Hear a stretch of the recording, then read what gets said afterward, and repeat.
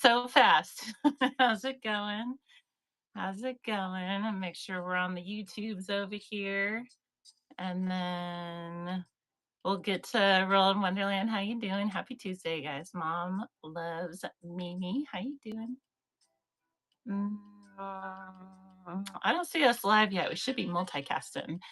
Casey, welcome in. Should be multicasting. Let me refresh this. See, let me know if the music's too loud. Simply Smart Shopping. How you doing? Simply Smart Shopping. Uh, we got our card order in. It's official. We got a card coming. I hit up Darren and I was like, "Hey, I'm brainstorming, blah blah blah," and he was like, "Cool, get it to me like yesterday." I was like, "Shit," and so I like panicked and I was gonna be all creative with it. And I was like, "You know what? Just do a little couple things that are always in the background and give me a little coffee cup." And so it's like simple, but it's a Tuesday chat card that ought to be here in like a month. So I guess we'll be official. So yay. Saw your Willie Nelson piece. Oh, thank you. Thank you. That was a lot of fun to make. That was super fun to make.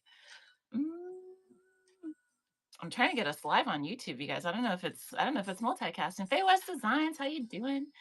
How you doing? Happy Tuesday. I was told about your handmade market thing and wanted to know more. Wonderland. I'm glad that you asked. There is, well, do I need to update that? There's an info listing in the top of the auction tab. I think it's the second one down. Let me tell you for sure.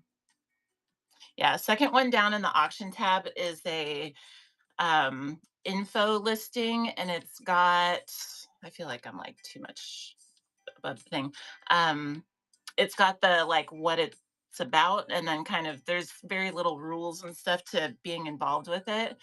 Pretty much it's every Friday open invite to any arts and handmade sellers to come uh do like a community show, essentially. Art with Heart, how you doing? And so Moody Virgo Arts, let me tag her. Moody Virgo Arts is hosting it now. And let's see, right here, Moody Virgo Arts. And so I would give Moody Virgo Arts a bookmark, a follow and a bookmark on. She has like market meetings basically. So every 2 weeks or so, she's going to have a little show. Curly Q, welcome in. Where in the Pacific Northwest are you? Bremerton. Are we neighbors? Are you up here? Are you up here? I need to know now. I was just in a show this morning and there was somebody from Vancouver and there was somebody from like over by Spokane. I was like, oh dang, Catbook, welcome in. So handmade market. So Moody Virgo Arts has a info chat, seller chat kind of thing about it every 2 weeks or so. And then she also does a kickoff show every Friday. So she took it over this season at the beginning of the month. And basically, it's set up so that every Friday it's like all handmade. And then every other Saturday now is like D stash, craft supplies, and handmade related items.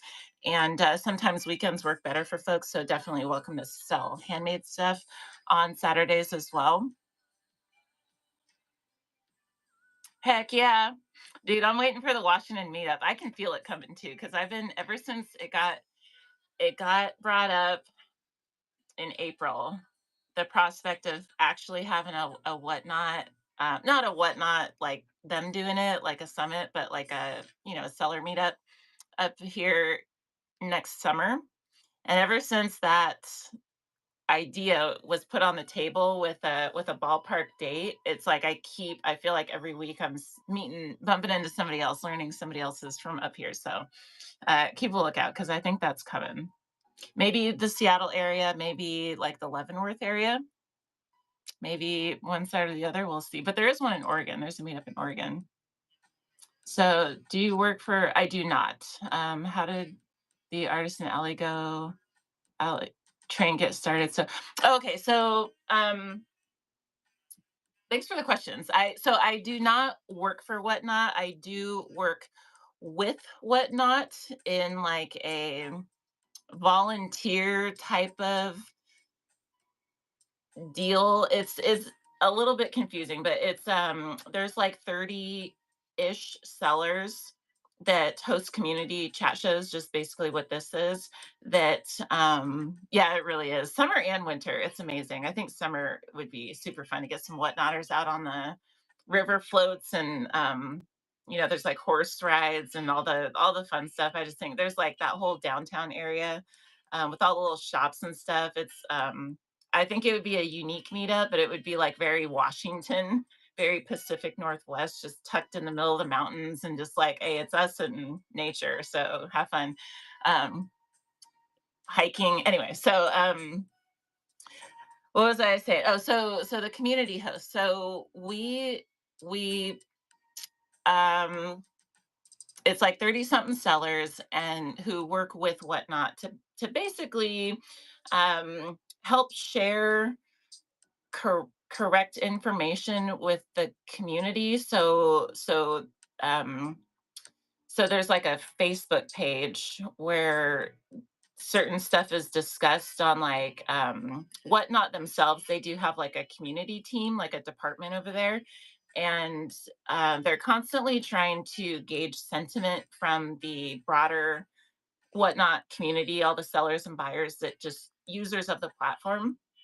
And so we're kind of an extension of them as far as like taking a pulse on what's happening kind of in the Whatnot streets essentially, and then offering a ton of feedback is a key thing on different updates to the app, different features.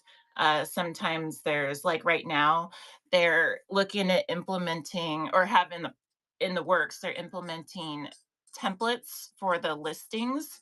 So to kind of find a happy medium between like random pull listings and quality listings, because random pulls are way easier and time effective, but they don't give any information. And quality listings, like, you know, high volume sellers don't like them because they take up too much time. And so they're trying to find a balance right in the middle.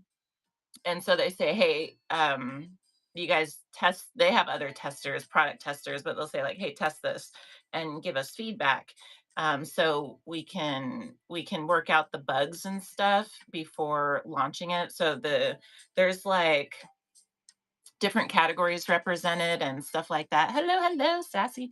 How we doing? And but it is unpaid, to just to be clear. And so it's not like a sponsorship or anything like that. It's very much just like a um volunteer group that's like an extension of their community team. And then Artisan Alley. Artisan Alley, that actually was a raid train that was started by Wire Weaved Uniques, who is Bailey. She's one of our like most amazing wire wrap jewelry artisans on the platform. She was running this train for I want to say like a year and a half or so. And it was cross category within handmade, but it was like mostly at that time jewelry was like the big, you know, chunk of the pie chart in handmade. And so it was a lot of jewelry.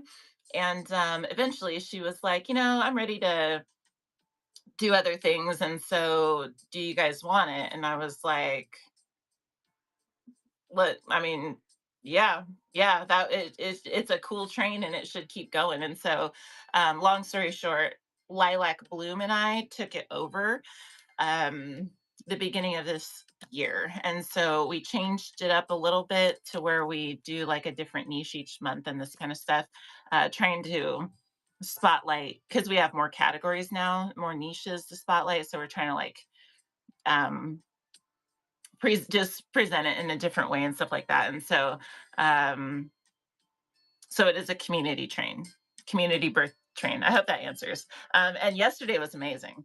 Yesterday was amazing. I freaking our the whole thing, the whole thing. I was a huge freaking fan. She has a show tonight, moving in 2 weeks to Gresham. Oh, heck yeah. Heck yeah. Where are you coming from, Art with Heart? Because it's freaking it's a good time to be up here. It's actually summer is the beautiful time. in Washington, and then the rest of the year is like gray. Heads up. Um, just a heads up.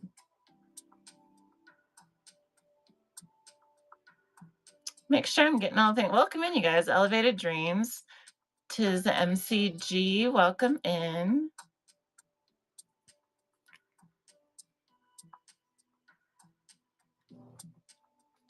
Oh, sweet. Okay.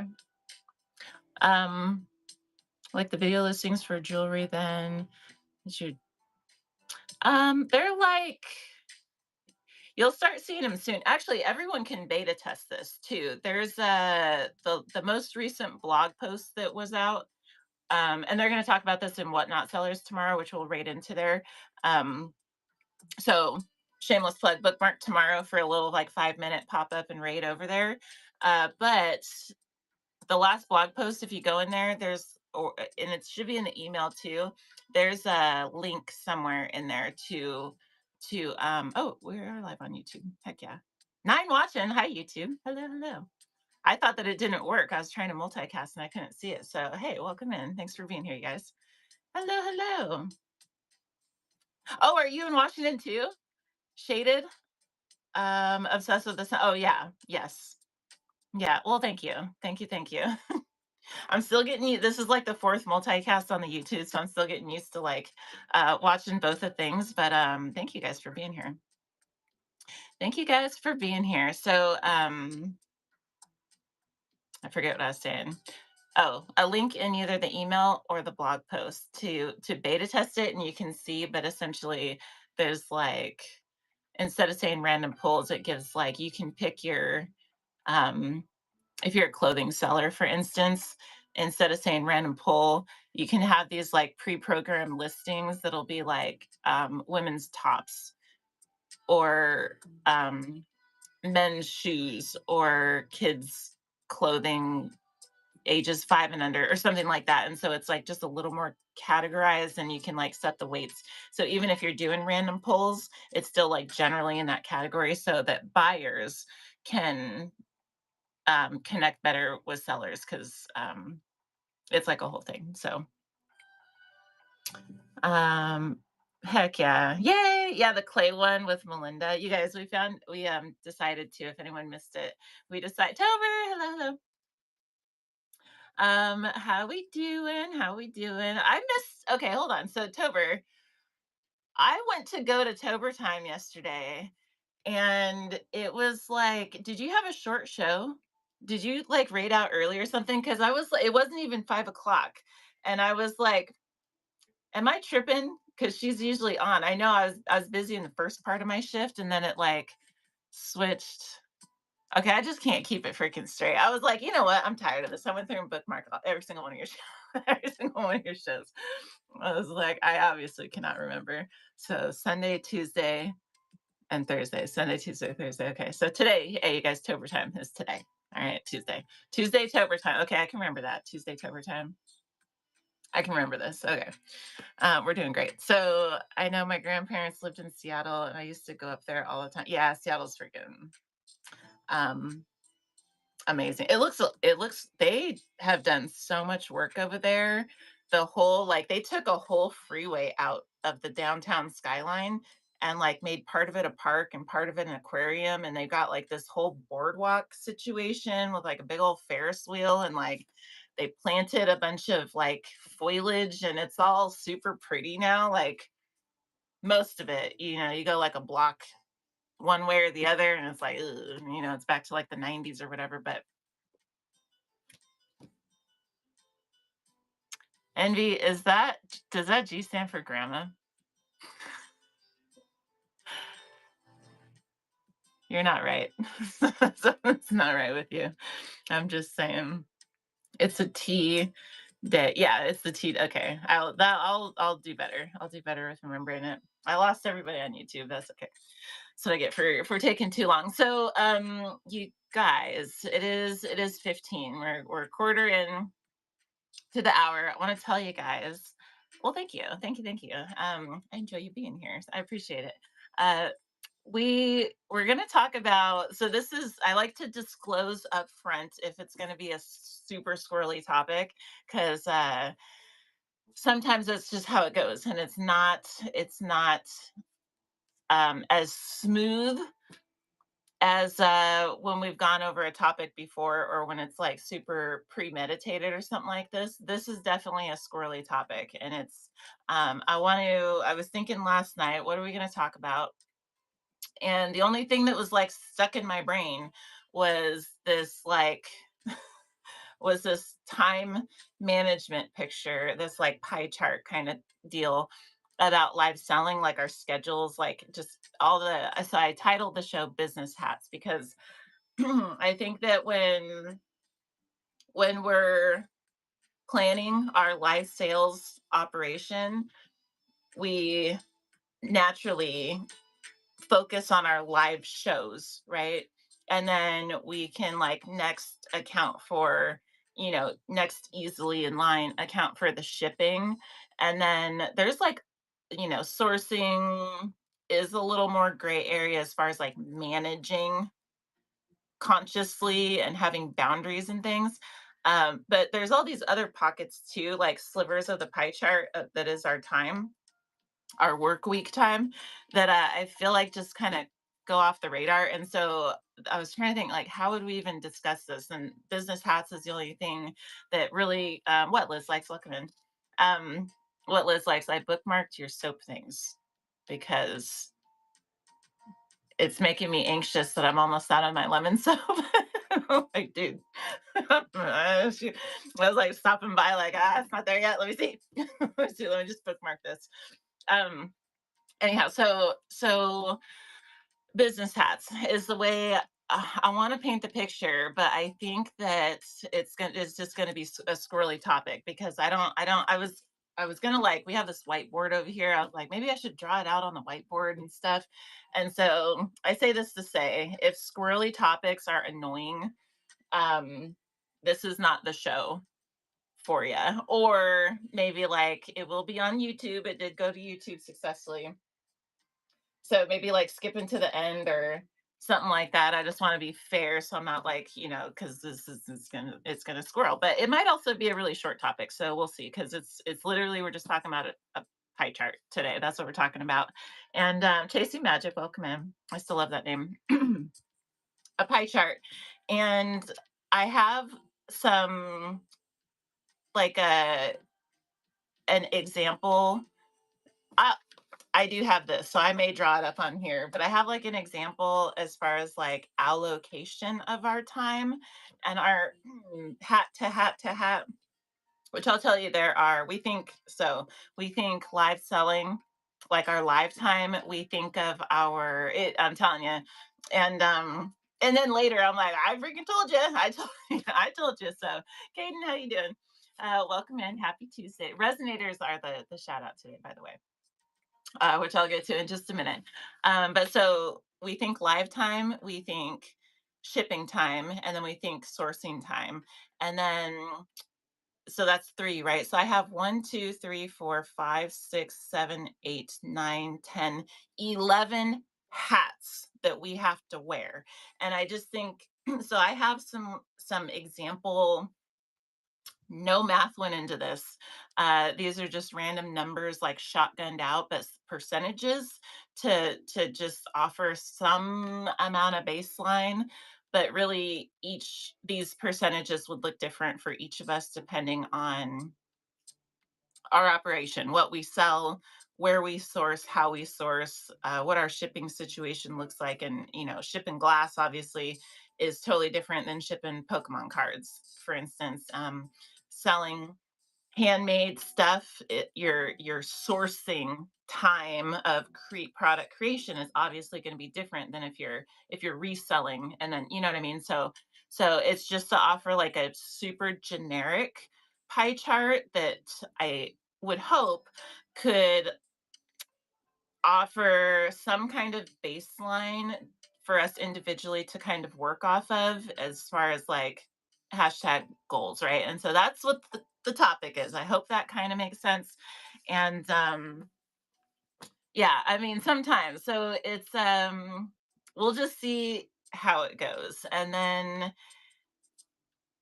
at some point I'll I don't I never want to say what I'll do in the future because it's always 50-50. If anyone's new to me, that is just simply how it works with my brain.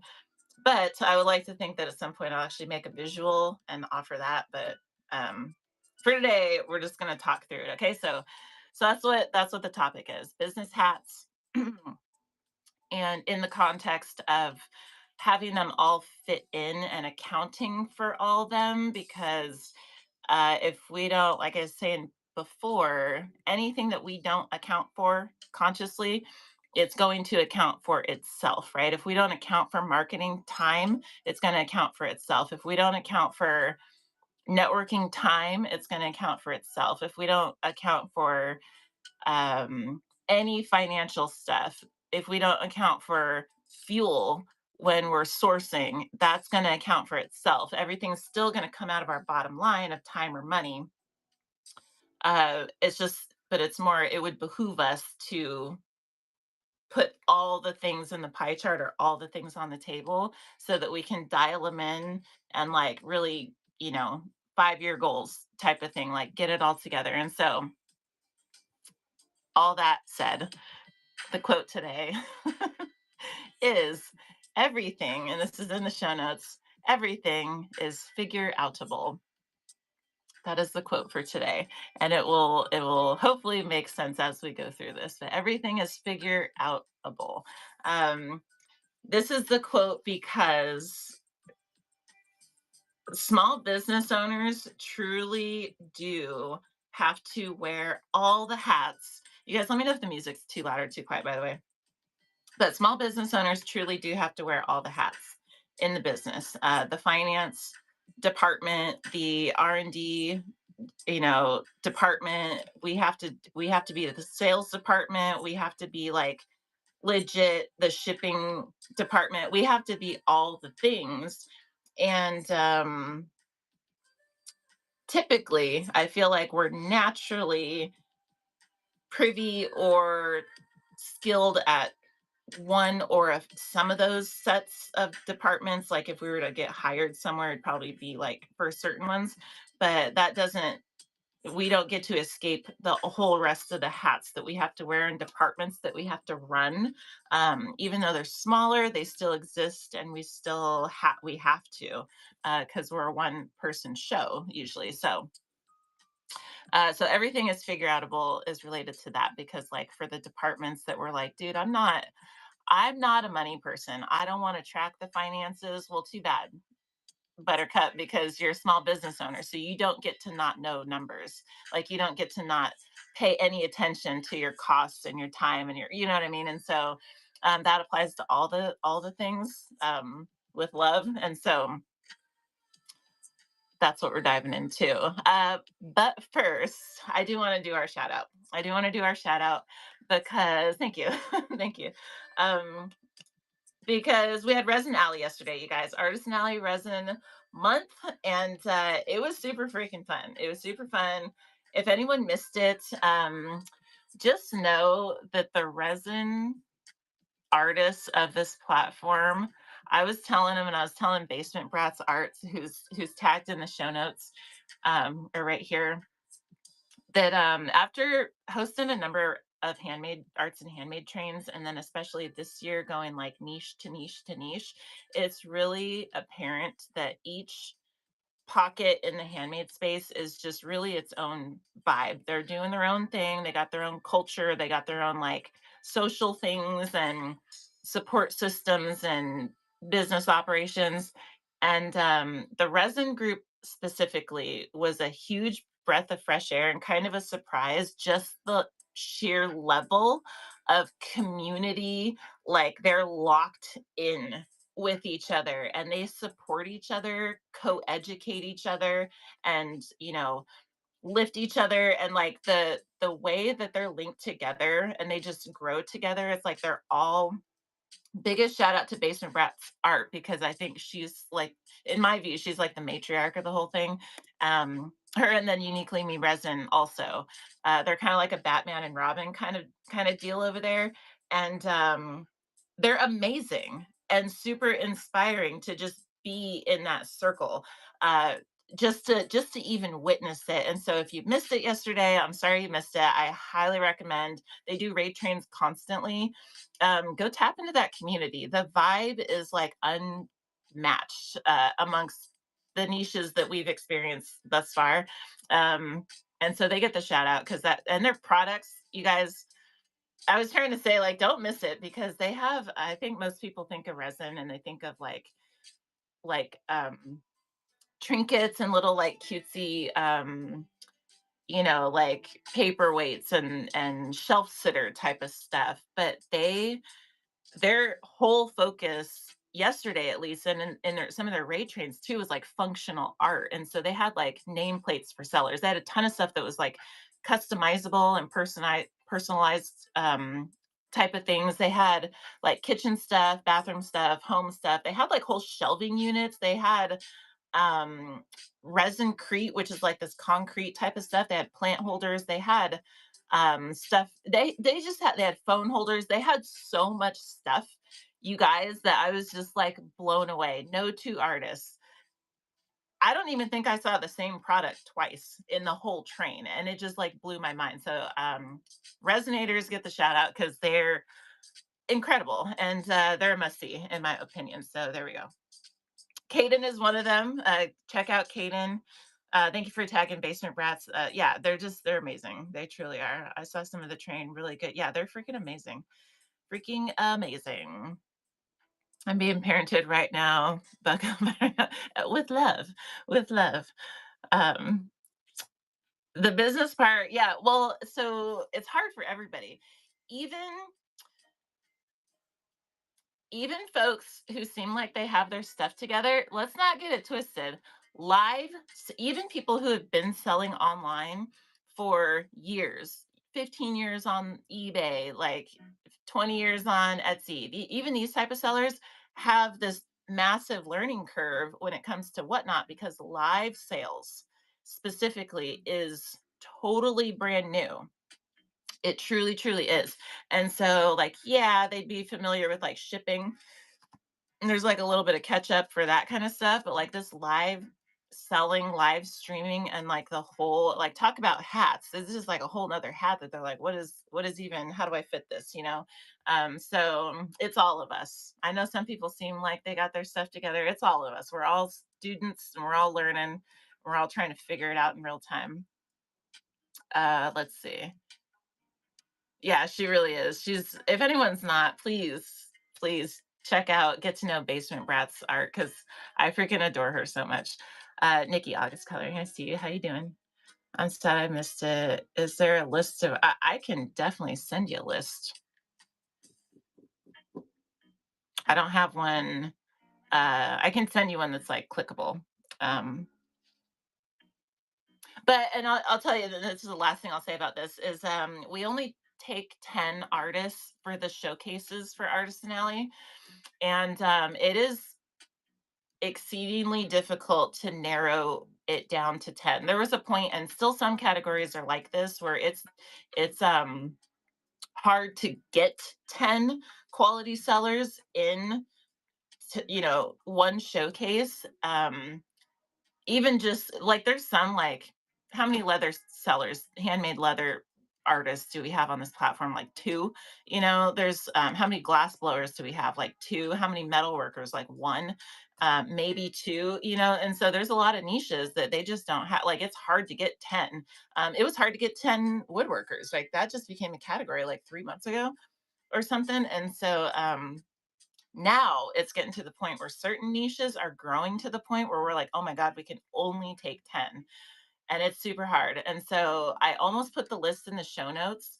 Um, and definitely each of the sellers that were representing yesterday are definitely worthy of all the shout outs. But I do want to just add that whenever we put the 10 together, that is not like the only ones that are worth checking out. Like the whole category is worth checking out. So I just want to put that out there too.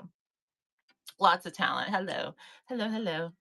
Let's see, literally anything under the sun. Yeah, it's freaking crazy. Most big sellers have someone in the back actively boxing and shipping. It's hard for yes. Matter of fact, okay, so I'm gonna unpin this link real quick and then we'll get into these our pie chart. We're just doing a pie chart today, guys. Very I'm probably gonna get a marker out. Let me get a marker. We're gonna be like student teacher type today. But I put a YouTube video out. This is a link to the YouTube. And I've been trying to put like I would aim for 5 minutes. They to end up being like 10 minutes or so. Videos, just something different every day about live selling. And last night I posted a video um, about 1K sales. And toward the end, I was basically saying like please, if you're handmade, don't just know like nothing wrong with aspiring for 1K sales. That's great and celebrate when you get it, definitely.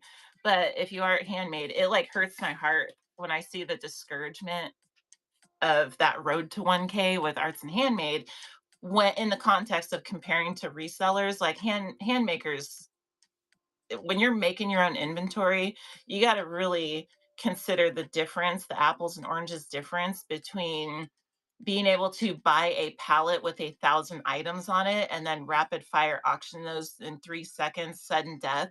And then you can just buy another pallet the next day and you have your shipping team and stuff. That is extremely different than making with your hands within your brand and within your medium 1,000 items, just the sheer time it takes to make 1,000 items versus purchase 1,000 items to sell is totally different. But then you have a brand you have to build on top of that because you're not reselling Nike and Loungefly and all these other things, Sephora stuff. Like you're on your own and you're building from the ground up. And so yes, it is discouraging, but it doesn't need to be because we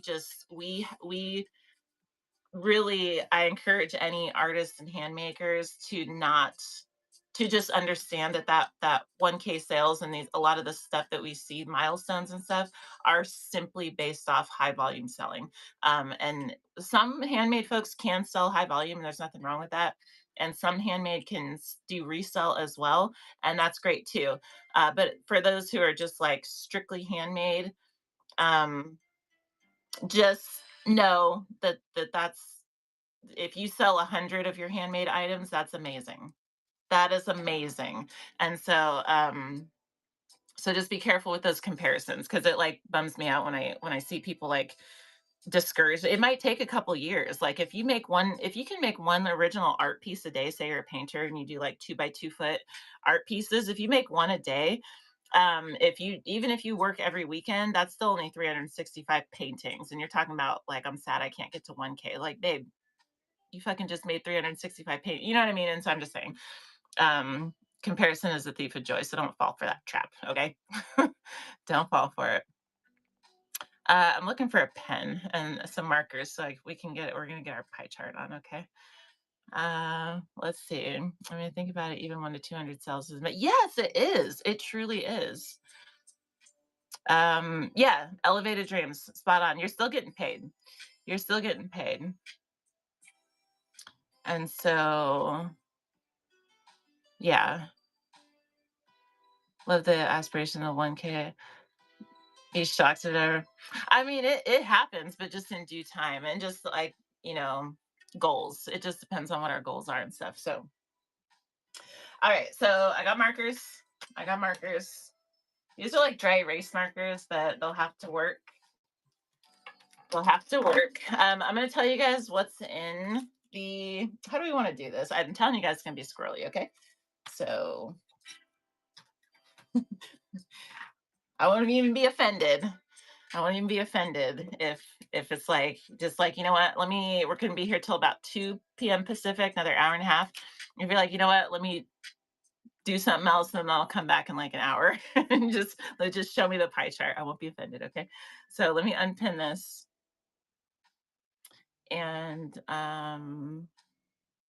get that out the way. There we go. All right. So our pie chart starts with. And this is like build your own pie chart.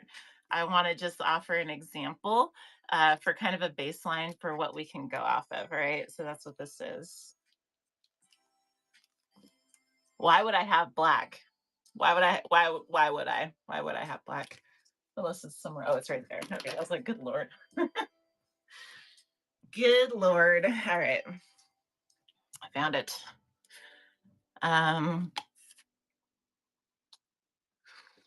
Mm-hmm.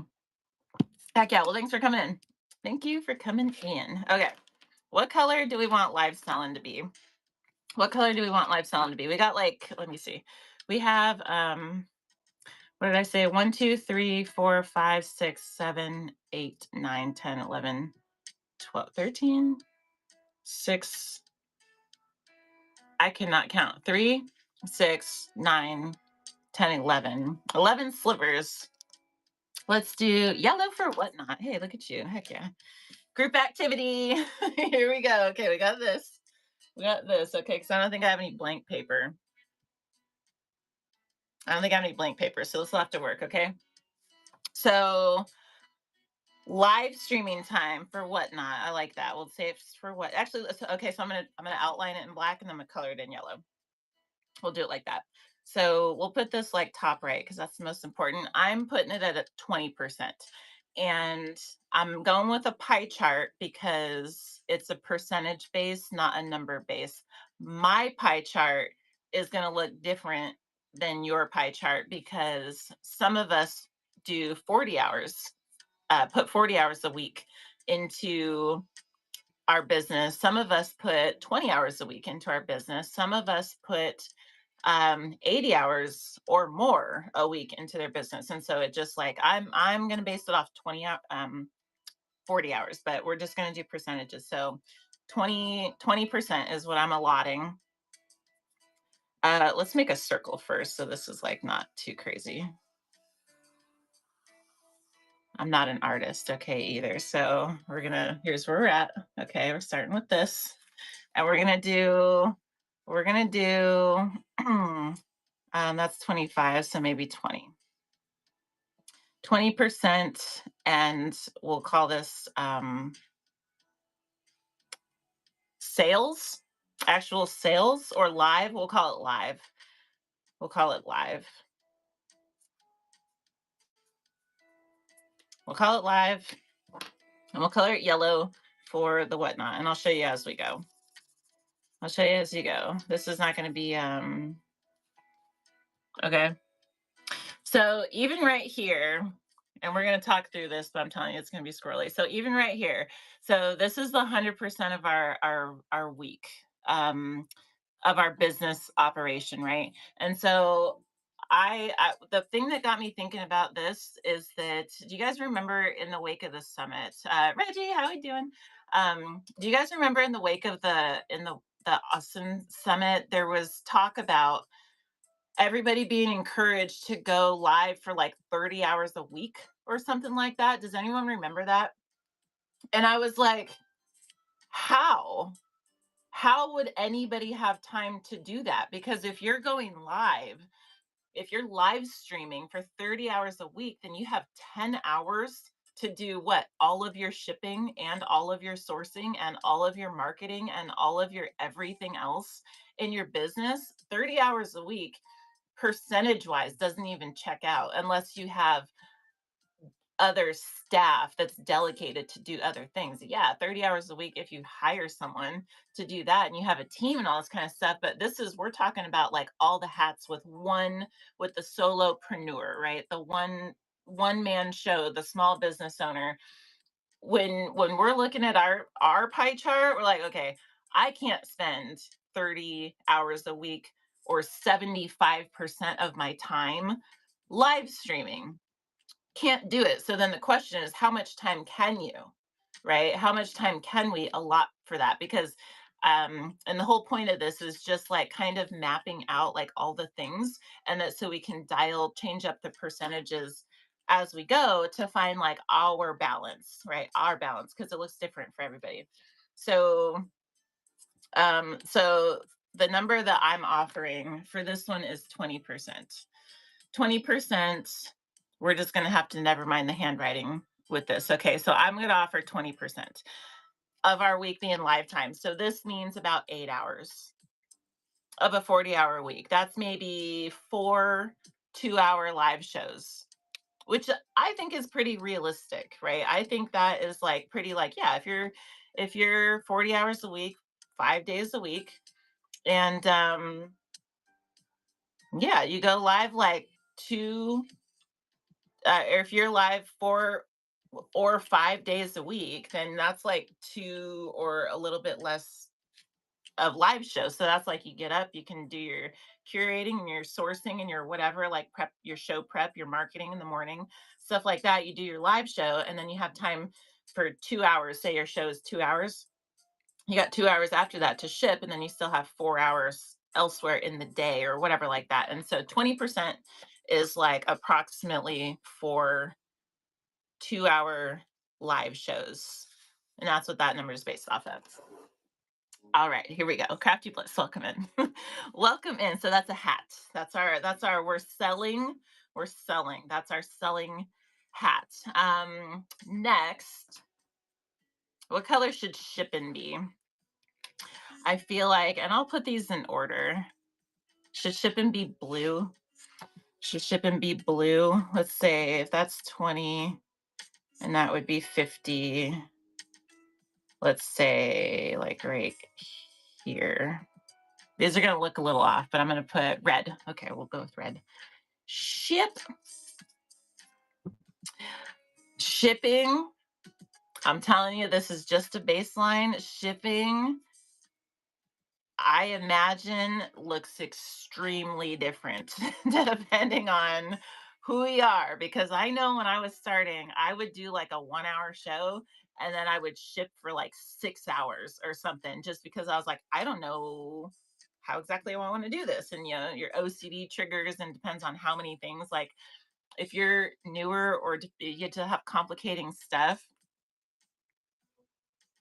you know what, Faye West? I enjoy shipping too, even when it was a struggle because I was OCD in it at first. But like, I think shipping is and this is if we have our shipping department hat and that we step into fully, right, then we can get to a point where we enjoy it, because our shipping department has to work with our sourcing department and our sales department, right? Our shipping department and shipping hat is going to be super pissed if our sourcing department is grabbing anything and everything with zero regard to the person who's going to have to ship it later. Our shipping department is going to be super mad at our sales department if they're just like, hey, we got another raid, so let's sell another 100 items. Hey, when in Rome, you know what I mean? It's like, no, no, no. Like, let's set boundaries so all these hats can work together, right? Because it's one thing, it's one schedule, it's one person, it's one operation, it's one, like, all these moving parts have to work together, right, to be like a flow, get a good flow going. And so I think I'm biased because I do like shipping, packaging, but I think the people who don't, it's because they're not, these departments aren't talking to each other. So this map, I guess, is going to be for multi-purpose map. So for shipping, I'm calling it 20%. I'm calling it 20% because it's a nice baseline number to work off of, and easy math mentally. If we do an hour show, we can aspire for 1 hour shipping. If we do a 2 hour show, we can aspire for 2 hour shipping. 3 hour show, 3 hour shipping, and etc. So um whether that's doable or not is totally up to the person.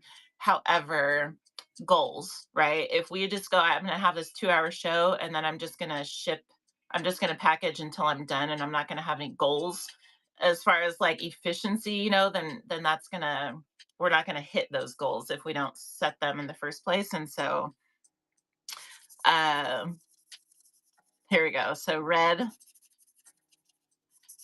will be shipping. Here we go. So far, uh, This really should be 40%. I'm not a good drawer, but you get the idea. Okay. You get, just look at the numbers less than the than the percentages. Mickey, how you doing?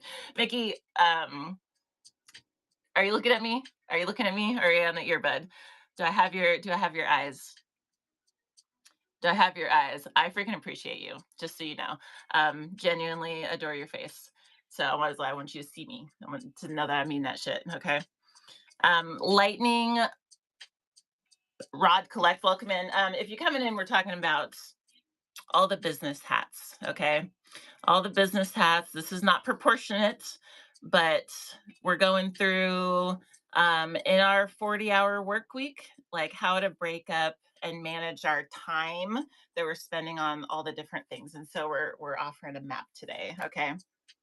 And I may try to say every once in a while that it's okay if we want to just hop and skip to the end because this is going to be it's just going to be a process. Okay.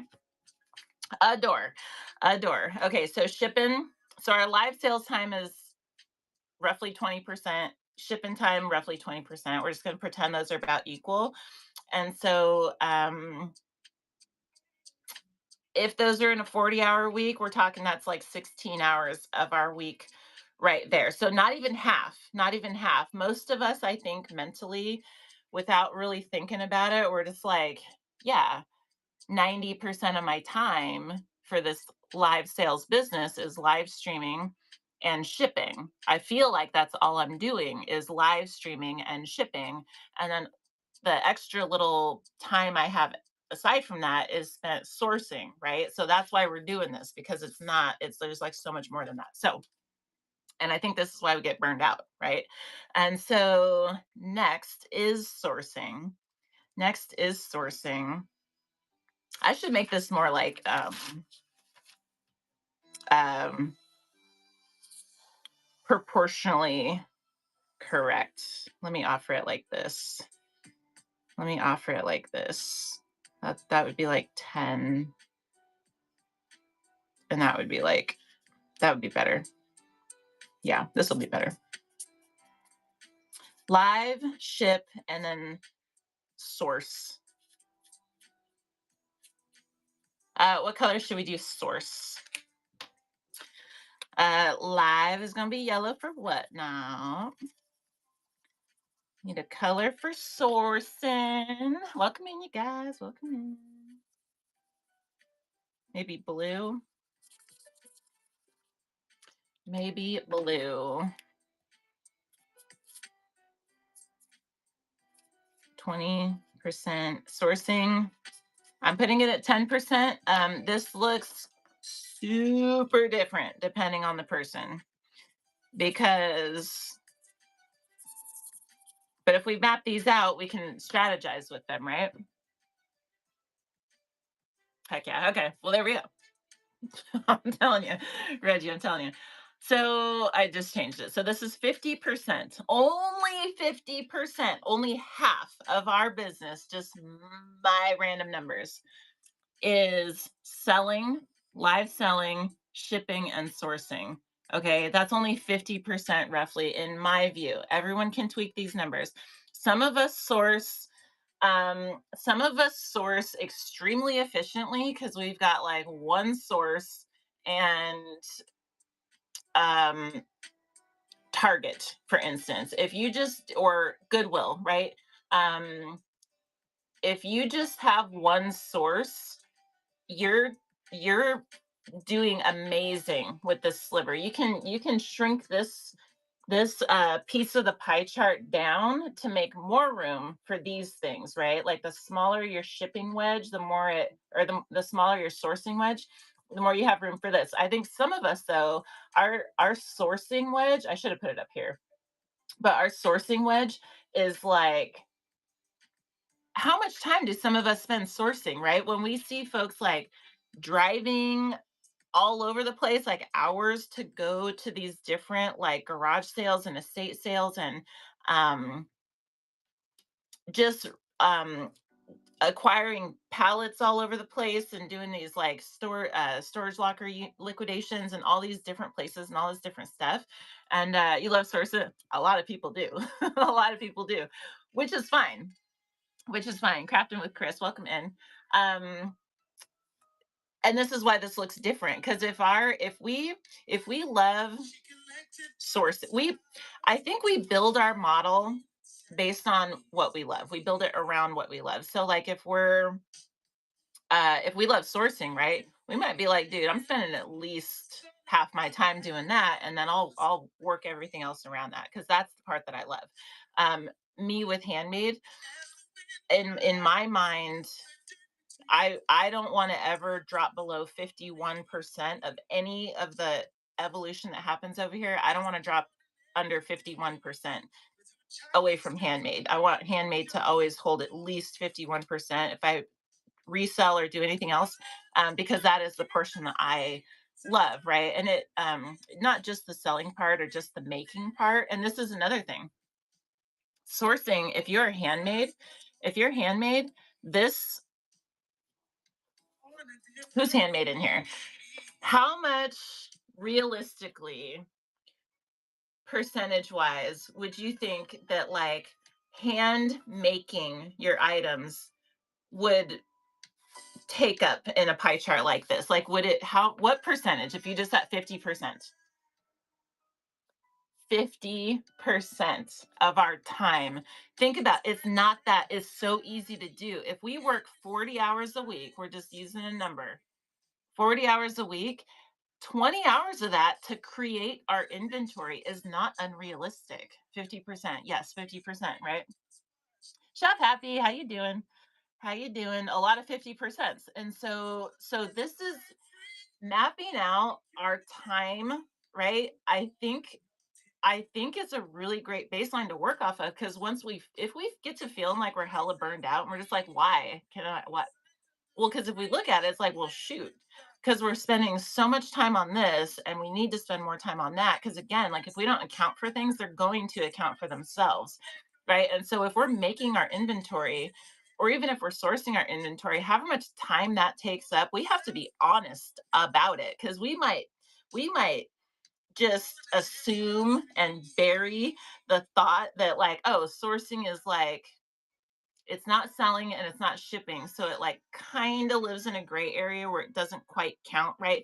I like sourcing, okay, so I'm going shopping anyway, so whatever I pick up, that's really like my time. That's not really business time. Like we might start to rationalize like that, but we got to be honest about this number, because if it takes us 20 hours a week to create our inventory, that totally changes our whole operation, right? Because we have to be honest about, I can't go live 20 hours a week if I'm also creating 20 hours a week, because I have zero time for anything else, right? And so it just just mapping it out, right? And these percentages going to look different for everybody. 98%. Dude, perfect world would not be ideal. Just like, I'm just gonna art for 90% of the time, and then I'll ship uh for the highest of value 10% of the time or something. Life goals. What about marketing and bookkeeping are definitely on the list. So let's do, you guys. Okay, so we're only at half, and this is a 10%, the sourcing, because I think this is like most sellers. This is not a handmade business. 10% is not a handmade for sourcing. This is a reseller's percentage, but this is, tweak the numbers as it works for you. Well, um, I put this, we still have half of our operation left to go. I put marketing and networking at 25%. 25%. And I'm going to explain why. I'm going to explain why. So let's do, I already can tell you guys that I'm going to end up at work tonight with like, and get some printer paper and like make this all cute, just so we can like share one that makes the most sense. But let's see, let's put it down here. What color do we want for marketing? I'm putting it, and networking, marketing and networking, 25%. Green, purple, green's good, right? We'll do green because that's one of Simply Smart Shopping's colors. So let me see. Marketing, marketing, and networking. I put these together because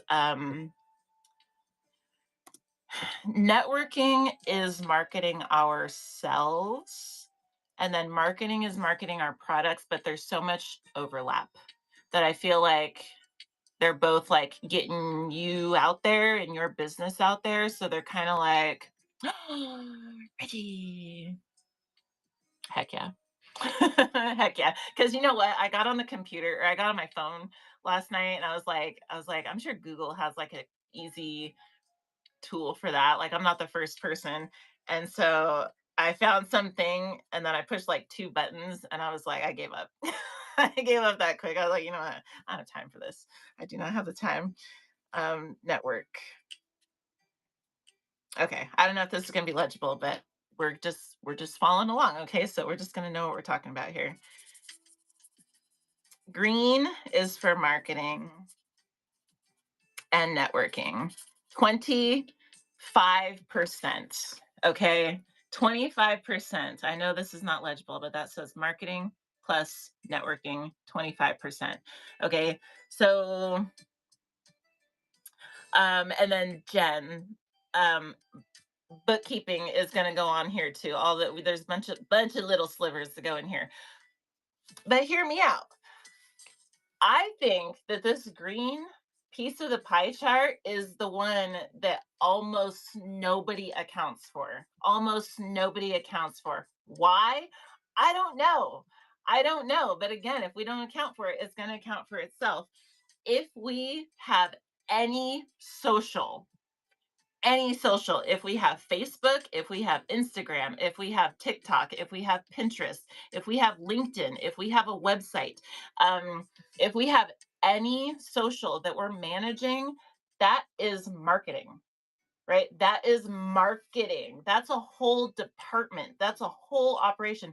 Content creation is not like content creation is super time consuming.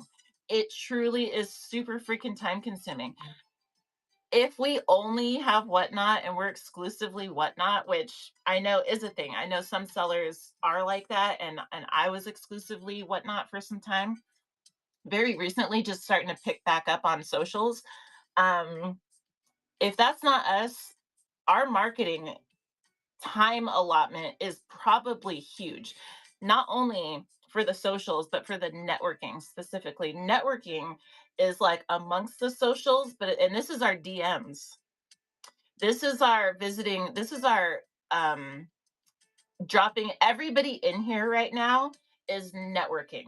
You are spending time right here. I don't want to deter, but I'm just saying every time we're on the platform, uh, multitasking for the win for this sliver right here. But for networking, anytime we're floating around the platform, if we're modding in people's shows, if we're just visiting chat shows to get the information, if we're going and supporting our friends' sales shows, if we're riding along trains to go and just be present or get to know the different communities or whatever we're doing, however much time we spend on Whatnot outside of our live show falls here. All of our Whatnot time outside of this sliver is here. Okay. How much time do we spend on Whatnot per week?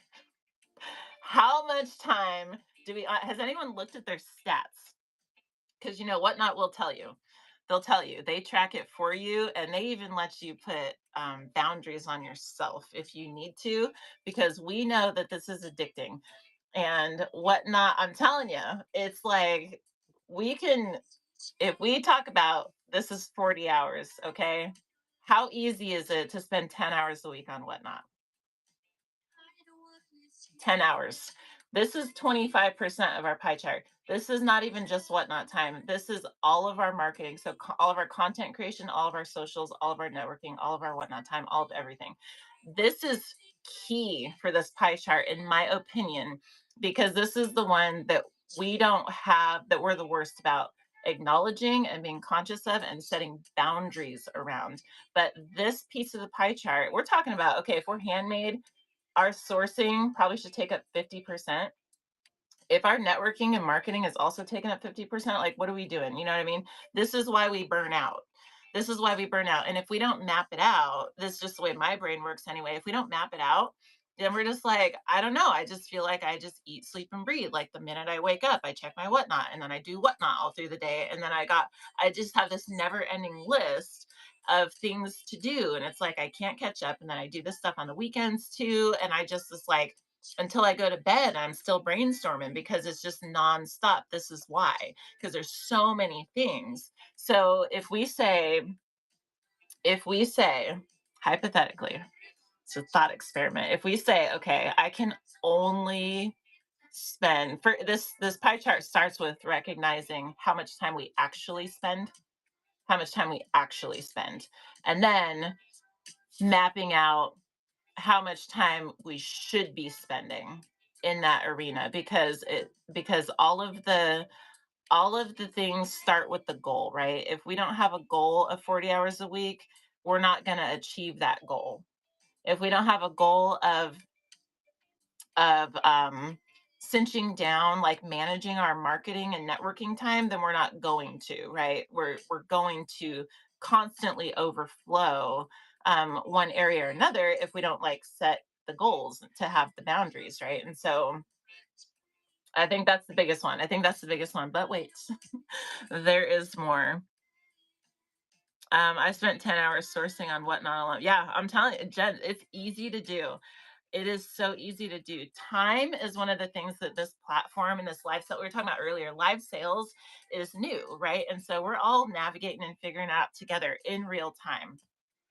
I think because it's social selling, we really have a hard time separating the social from the business. We have a really hard time like pocketing and allocating our time because it's so because we're not networking, we're hanging out with our friends.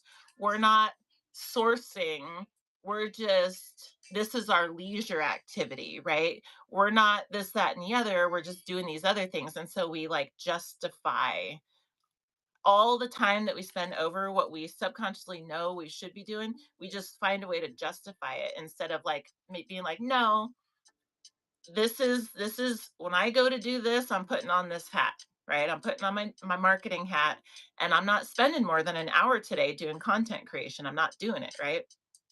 If I go, if I've already been on Facebook and Insta and YouTube or something, I'm done for the day after X amount of time, right? If I'm spending more time than that, then I need to rework my system over here to get that number down because I can't spend more than an hour a day here. I can't spend more than this, more than, you know what I mean? And so to look at this in another way, because this is 25%, if we're talking about like a 40-hour week, that's like 8 hours a day. So this is like 2 hours a day, 2 hours a day, if we're doing 5 days a week. Networking and marketing together combined would be 2 hours a day of whatnotting outside of our lifetime and content creation and comms outside of our lifetime. 2 hours a day. That's it. Okay. So if we're to fit it in that, we got to be real conscious of that, right? Being the goal, because it's like we get addicted, you guys. We get addicted. Oh, 2 hours is the Titanic is longer than that. You know what I mean? 2 hours is like you blink and then you're like, what? That's not even a nap. That's not even a good nap. So I'm just saying. I'm just saying it's real easy to do. And I think this is why we get burned out. So that's why we're talking about it. Oh, Moody, someone was asking about the handmade market. And so I was telling him bookmark your show, which I think remind me or correct me if I'm wrong. There's a show. Is it Wednesday, Thursday? I know there's another show scheduled for market meeting. When is that? Tomorrow, you guys. Market meeting tomorrow. with Moody. I think it's an evening one too. We get her for the late nighters that need the info. So bring your questions. I go to sleep. With shows, yeah, me too sometimes. Dude, getting Brooke Shop 801 Lanes shows, it's good stuff.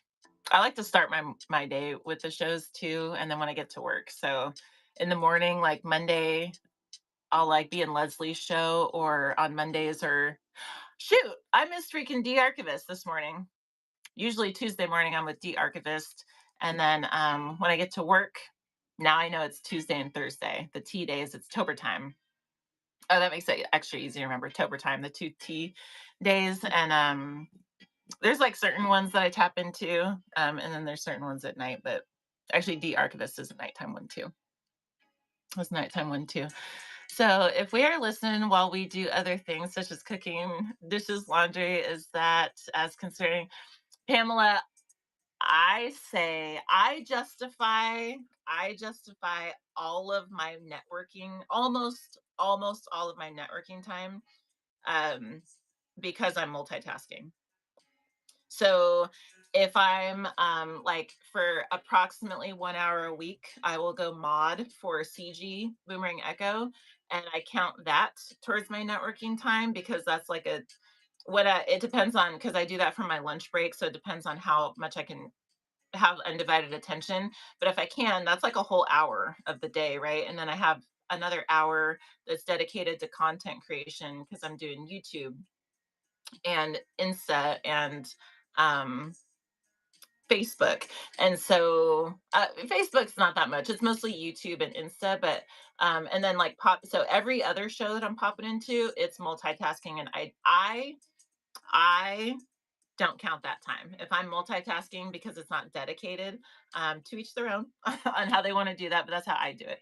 And that's the happy medium that I found to where I can support certain folks, and keep a pulse on different things, but also it's not adding into my 40-hour week type of thing. I'm in a admittedly in a different position than someone who just is a full-time seller, because I do work 40 hours a week. And so I'm gone 50 hours a week, just commuting and just getting, so I don't have the luxury of having like 24 hours a day, 7 days a week, right? I have to fit all of my whatnotting around that 50 hours, right? Some whatnotting I do from work. I definitely whatnot from work. However, most of it is in a multitask kind of way. And I also have kids. And so I have a 10-year-old and a 15-year-old. And so I have to be available on the weekends to raise my kids. And so I can't, I have Monday through Friday during the I have like I have windows that I have to work within, and so I have to be extremely conscious of my time, because I burned out really early on, and I was like, this doesn't work. So let me figure this out. And so anyway, let's see, all that to say, yes, multitask where it's possible. Let's see. We get FOMO about. Oh, I know it. I know it. The phone. Oh, it's real. It is real.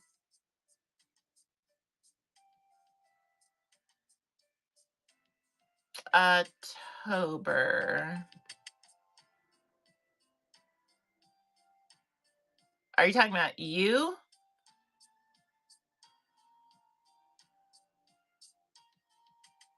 Yeah, I have a bunch of market shows scheduled out for show.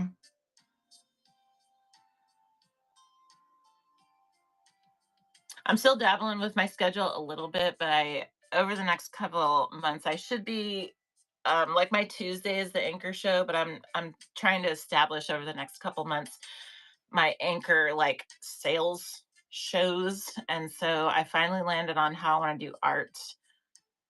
Did you guys see my art piece? Can I segue really quick?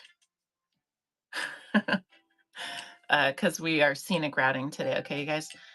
It says the show is. Oh, you guys are talking. Okay. Okay, well, I'll just keep an eye. I have it bookmarked, so yeah, it was like super late. I was like, oh well, okay. Okay, you guys, quick segue. And then we have 25% of our time left. And these are like the smaller things that still are 25% of our time. So if we're 40 hours a week, this is 10 hours of our week. So we can't disregard, we can't never mind 25% of stuff that if we don't account for it, it's going to account for itself, right? So there are things that go in here. And so we're going to talk about those too. But first, let me show you this. Let me show you this piece real quick. I'm real excited about this. I'll try to be quick because I know this is not a wood burning show, but I'm so excited because some of you guys know that I've been dabbling with this heat gun art for like 4 years now. And I've been in this like hugely experimental process of dabbling with one thing after the next to kind of streamline what it is that I should be making on what types of wood, what things do the market like, what type of designs, what type of techniques, and like finishes is really difficult because it's wood, right? So it's not like the same as other.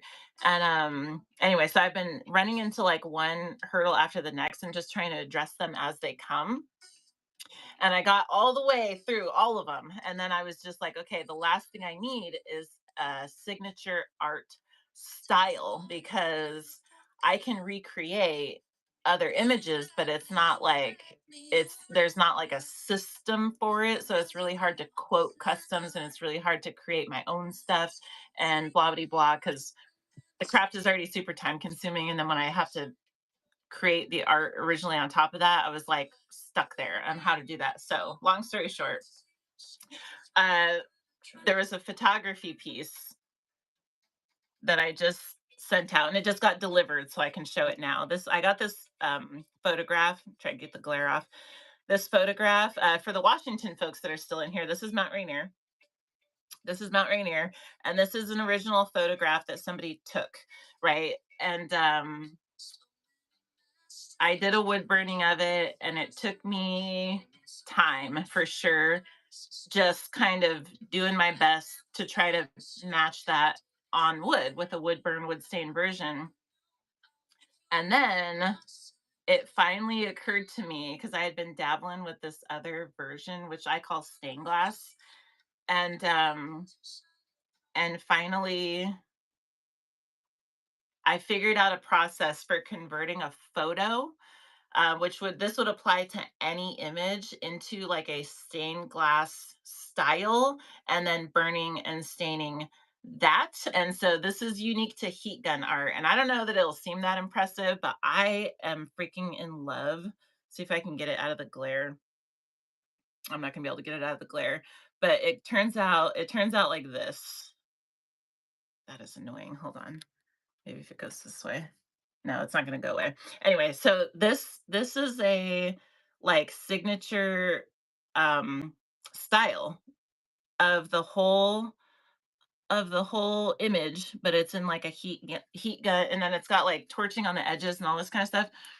And long story short, this was the last piece of the puzzle for like my whole craft in being able to actually just create original art and convert customs and photography and anything into a heat gun version, like a streamlined process start to finish.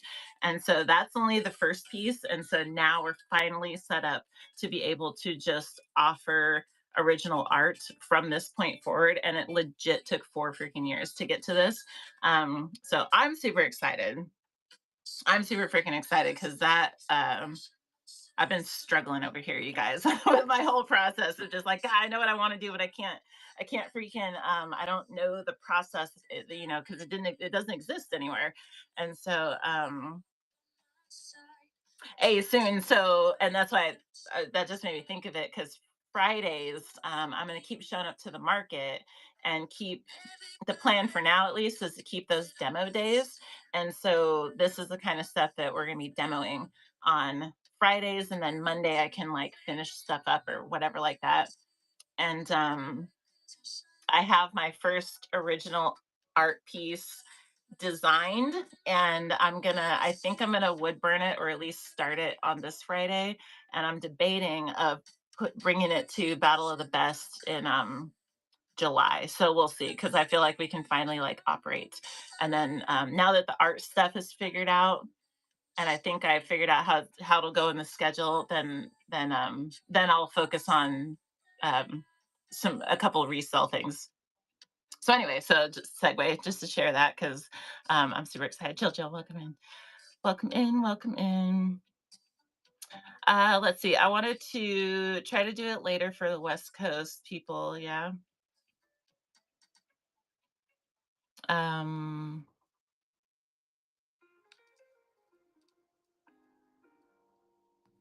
well, I mean, just do what works for you, and then I mean, two different times isn't a terrible idea. Usually, it's too early for me, but I don't go to sleep till 3 a.m. and I'm on the West Coast too. So when I'm going to sleep, it's like 6 a.m. on the East Coast already. So there's that. So definitely, most West Coasters don't operate on my schedule. So I'm just saying, well, thank you, thank you, thank you. This also sets the tone, sets the foundation for being able to have like a something to bring to raid trains, right? I haven't been signed up. I signed up for the It's All Greek to Me because it was like freaking Tober and Lost Mermaid, and then Sassy Goat was in there for a minute, and then I was like, and it's only 10 minutes. I was like, dude, I can't not do that. It's only 10 minutes and stuff. But and there that was like pretty loose on the requirements and stuff. But when there's all these trains that are like 30 minutes and you got to sell a bunch of stuff, I always have to decline because I'm like, I don't have the inventory for that. I don't have the inventory because it literally takes me 8 hours to make a single art piece. And like, I work full time, like, and I do other stuff. And this is the thing with handmade, right? My sourcing takes up a lot of freaking time. Mine does. And so like, I can't operate how other people operate. I can't just do a random raid train every week. Like, doesn't work for me. I want to, I can't. Rah rah, welcome in. Oh, you just remind me, you guys. What we can do, that we just learned is, and I just ordered more. You guys know we'll get back to the topic. I promise. We just got some more pop sockets in, you guys, and we figured out the whole process for these are not wood. We can do wood versions of them, but we figured out how to do the NFC tag pop sockets, the whole process for those, and those are super fun, you guys. We auctioned some yesterday. If you guys missed that, so you can like, and I would encourage any hand makers to utilize these. I keep trying to tell you guys. Actually, matter of fact, let's do a giveaway for I appreciate you guys for being here. I'm gonna do a giveaway. I have this already wrapped up because I forgot to give it away yesterday. So we're gonna do it now. This is a kid's birthday card. Well, I'll show it to you. It's a kid's birthday card with an NFC tag in it. So it's like for little kids. Okay, so if you want that, got like a little boy that you know of, and then there's 3 NFC tags in there to dabble with. So if you're a hand maker and you haven't got to dabble with them yet, or if you've got some little kids or some little kids, just have that so you don't have to go buy them a card. Okay. Um, but the NFC tags, I found out that they scan through wood, and so you can pre-make them. This is actual wood, and there's an actual NFC tag in here. And so you can pre-make them, and then when someone purchases them, and you can do designs and you can do all kinds of stuff. When someone purchases them, you can program their website or whatnot profile, or their friends, whoever they're gifting it to. You can program it after they purchase it. And so you don't have to worry about the 2-day custom thing because it literally takes 5 seconds to program these. And so as long as you pre-make them, you're good to go. And so you can do them with wood, or you can do them with different, you could do, if someone had a printer, someone's a sticker maker, any sticker makers in here, you can do QR codes or logos or anything, any designs on these, and I think they're the coolest, and they're so much fun. Oh, you know what?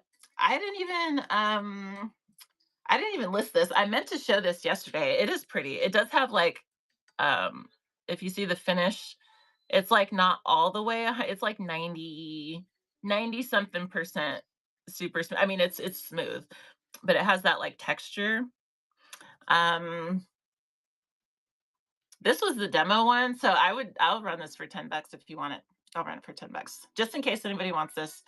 Um, these are super fun, and again, I test them, and so it like if anyone's new to NFC tags, you just tap your phone on it, and then it'll just bring up the website that's attached to it, and so these are really freaking cool, you guys. If you want to dabble, hop in the giveaway. Let me adjust this real quick, and I'll catch up on here. Thank you for the follow. Thank you, thank you. Let me adjust the weight here.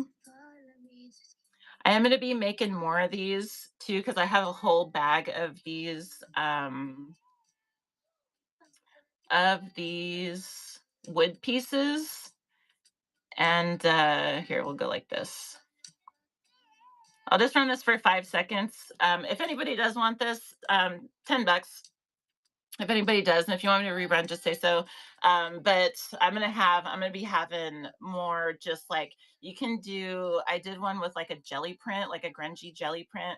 I did some with like, they have all those different patterns of paper in Hobby Lobby and stuff. Like you can do any, right? You can do any. I did UV resin. You could probably do any different kinds of finishes and stuff. And so do dabble with them. Do dabble with them. Done Maddie magnets with NFC tags. Maddie magnets with NFC tags. Oh, what it shows now. Oh, that's the only reason I didn't run this, I think I kind of had it to the side, was because it's not resin. So we are sticking with the resin. This is a lacquer coating seal, and so because resin, when you put it on wood, the UV resin, it brings bubbles out all out of it, and so that was the only reason. But they are cool, and there's going to be more because those are super fun. Those are super fun. I've been invited to a train and haven't, because I don't think I'll have enough products. Um, Pamela, definitely. There's always going to be more trains. I can just say from my own personal experience, I've joined trains that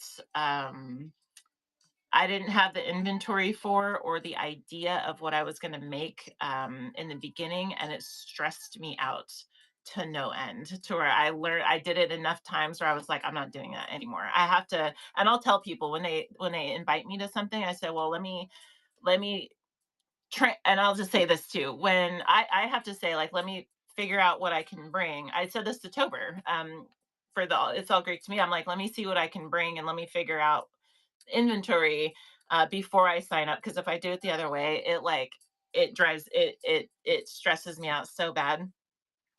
Um, when there's raid trains that just blitz send out, Hoover, congratulations, that card and NFC tags are coming to you. Thank you for being here. Um, there's trains that they have like 20 spots, and the invites will go out to like 100 people all at the same time. I will never get on those trains, ever, because I can't sign up like that. I have to know. It takes me a minute to like know what the hell I'm even going to bring. Um, thank you for being here. She did, and I told her she had things. Magnets with the wood peak. Oh, you talking about wait, why am I not understanding? I've done Maddie magnets with them. Oh, the is that how you spell it, dude? Tober, I have looked. I thought it was Monty. The eyes, yeah. I freaking. Oh, I made a pendant, Tober. There was a Is it Mati? There was a Mati. Okay, yeah. I've been saying it wrong this whole time. Thank you. Mati. Yeah, I've definitely just added an N. Definitely just, and I was Googling like, how do you spell this? Because I didn't know it was over. And Google was like, I don't know what you're talking about. And I was like, it's the freaking thing that Tober has. She always says it. And I was just adding an N. So that makes more sense.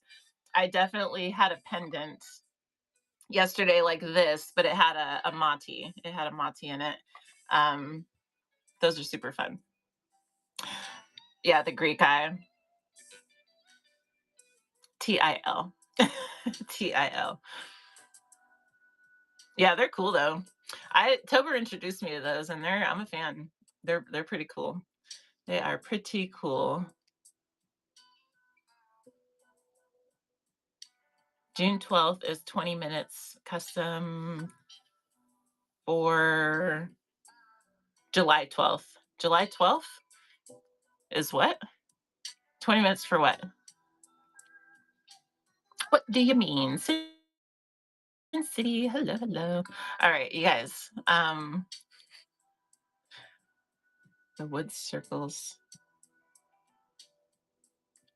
Oh, for okay, for art. So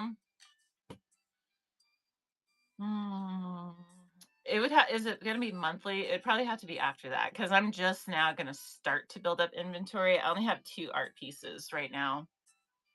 And those are not original art. Those are like recreations. So um the first original art piece is going to be made this Friday. But again, like I can only make one max per week, and so it's a slow roll for me building inventory. So probably well, actually, I'll just say this: it's going to be September. It'd be September because I have to raise my kids this summer while they're out of school. I said, okay, I'm not going to sign up for any rate trains this summer while my kids are out of school because I still have to work. I still have to be gone most of the day, and so I'm not doing customs and I'm not doing raid trains. Besides maybe the demo train because that's just making stuff. But after that, yeah, I raise them kids. So demanding, right? But I was like, I can't let them, and especially the youngest one is 10. And so I was like, dude, I can't let them go through the whole summer not seeing me. Like, what a piece of shit I'll feel like. And so, which I did the last couple summers. Because again, we're talking about whatnot takes up all our time. That's a good segue to come back to our thing is that we got to have the boundaries in place, right? We have to. And so this is my third or second summer, third summer, probably third summer on whatnot. I was like, I gotta set the boundaries. Um, well, Pamela, thank you for coming in here. Oh, whatnot should have a way for us to differentiate between our favorite sellers or um they do have, if you're in here still, Pam, they do have the different feeds, um there's like the for you and then there's the followed host. So that's probably like the closest. Basically like following is like favoring, I would think. But okay.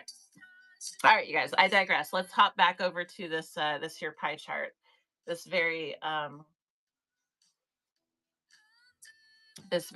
proportionally correct pie chart. There's a few more in here, so yes. Okay, here we go. So this is what we're working on today, you guys. Those just coming in. We're talking about our work week for a live seller. What all does it include? Since my handwriting's not great, I'm going to tell you this is the sliver of our pie chart is our live time. So this is our sales time, 20%. Shipping, 20%, just for an even match. Every seller is going to tweak these percentages based on what they sell and all that kind of stuff. But for example's sake, 20%, we're saying if you have a 2-hour live, aspire for 2-hour shipping. Sourcing, 10%. Sourcing 10%. We really ought to, unless we're hand making, we really ought to have a very efficient, even lower than this, ideally, a really efficient sourcing system, right? Because profit and everything else starts with sourcing. So these three things, sourcing, selling, shipping, 50% of our time for the week. So 20 hours of our 40-hour work week. Over here, 25%. So of our work week, this would be 10 hours. 10 hours is marketing and networking. Look at my handwriting. It says marketing and networking, okay? This is 25%. This is all of our content creation time for our Pinterest, our Facebook, our Instagram, our YouTube, our TikTok, our LinkedIn, our website, or whatever we have. As far as socials that we're marketing on, 25%. So 10 hours a week. So what even does that equate to for like per day? 2 hours a day, we said 2 hours a day. Marketing and networking.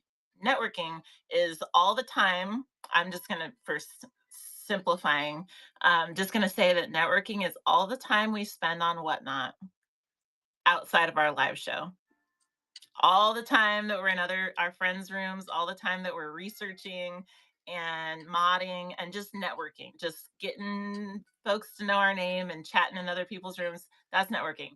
2 hours a day. All of our marketing and all of our networking, all of our content creation and socials, and all of our Whatnot time outside of our live, 2 hours a day. Okay. Just the baseline to go off of because hashtag goals, right? That's where we're at. And then we have still 25% of our week that we're talking about business hats. Like these are all the hats we have to wear, and so we have to account for all these things and time manage them all together, right? So we have to be the salesperson, we have to be the shipper, we have to be the sourcer or maker, and we have to be the marketer and the content creator. Let me unpin this, free up that space. And then, but there's more. There's more. 25% more. So all these things still can only take up 30% of our work week, 30 hours of our work week, because we have other stuff to do also. If we don't account for it, it's going to account for itself. Okay, so let's go over those things, and they're smaller slivers, so we should be able to get through them a little quicker. Hey, thank you. Thank you. Thank you. This is a handmade this is a handmade sticker. I mean, it could be. We talked about too, hand makers, your sourcing sliver, pie sliver, maybe is like 50%. Maybe it's like 50%. And so we should actually make one. Maybe I'll make one for handmade and for resell, make two different ones. But it really is just going to look different for everyone. So this is just like a visual for us to work off of. So we can just calculate, okay, this is like 8 hours a week, 2 hours a day going live, and however we said like that. So be helpful if there is a badge for shows that are under 18-year-old. Uh, hmm. That would be interesting. I don't know if that would be interesting. I feel like that there would be pros and cons to that. I feel like possibly. Um, I'm just saying if my 15-year-old daughter was selling on here, I don't think I'd want to advertise that she was under 18. I'm just saying. But maybe, yeah, maybe, possibly. Okay, so we got more slivers, and let's draw them out here. Let's draw them out here. Okay, that one, that one, that one. Admin. Admin is the next one. Let's see. 25%. So let's put this like right um here. Admin. Admin is when we're uploading listings, we're taking photos, we're scheduling our shows. We are, let's do purple for admin. This admin is all of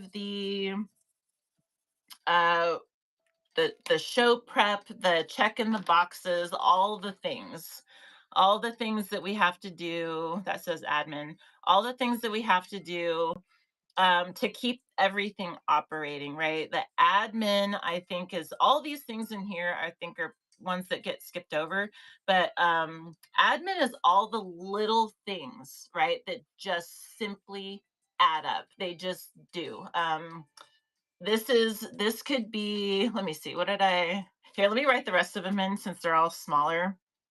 And then it'll be easier to discuss. So we have 10% for admin.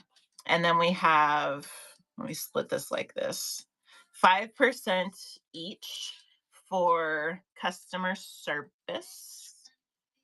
Customer service, 5%. We have 5% for R&D, research and development. Okay, when we're looking at our analytics, when we're trying to plan what we're doing, that takes time. It takes time, and anything that takes time, if we don't account for it, it's going to account for itself, right? Okay, so R&D, that's something that we do, especially if we're handmade, because like, well, you got to dabble with your products, right? To figure out exactly where you want them to land.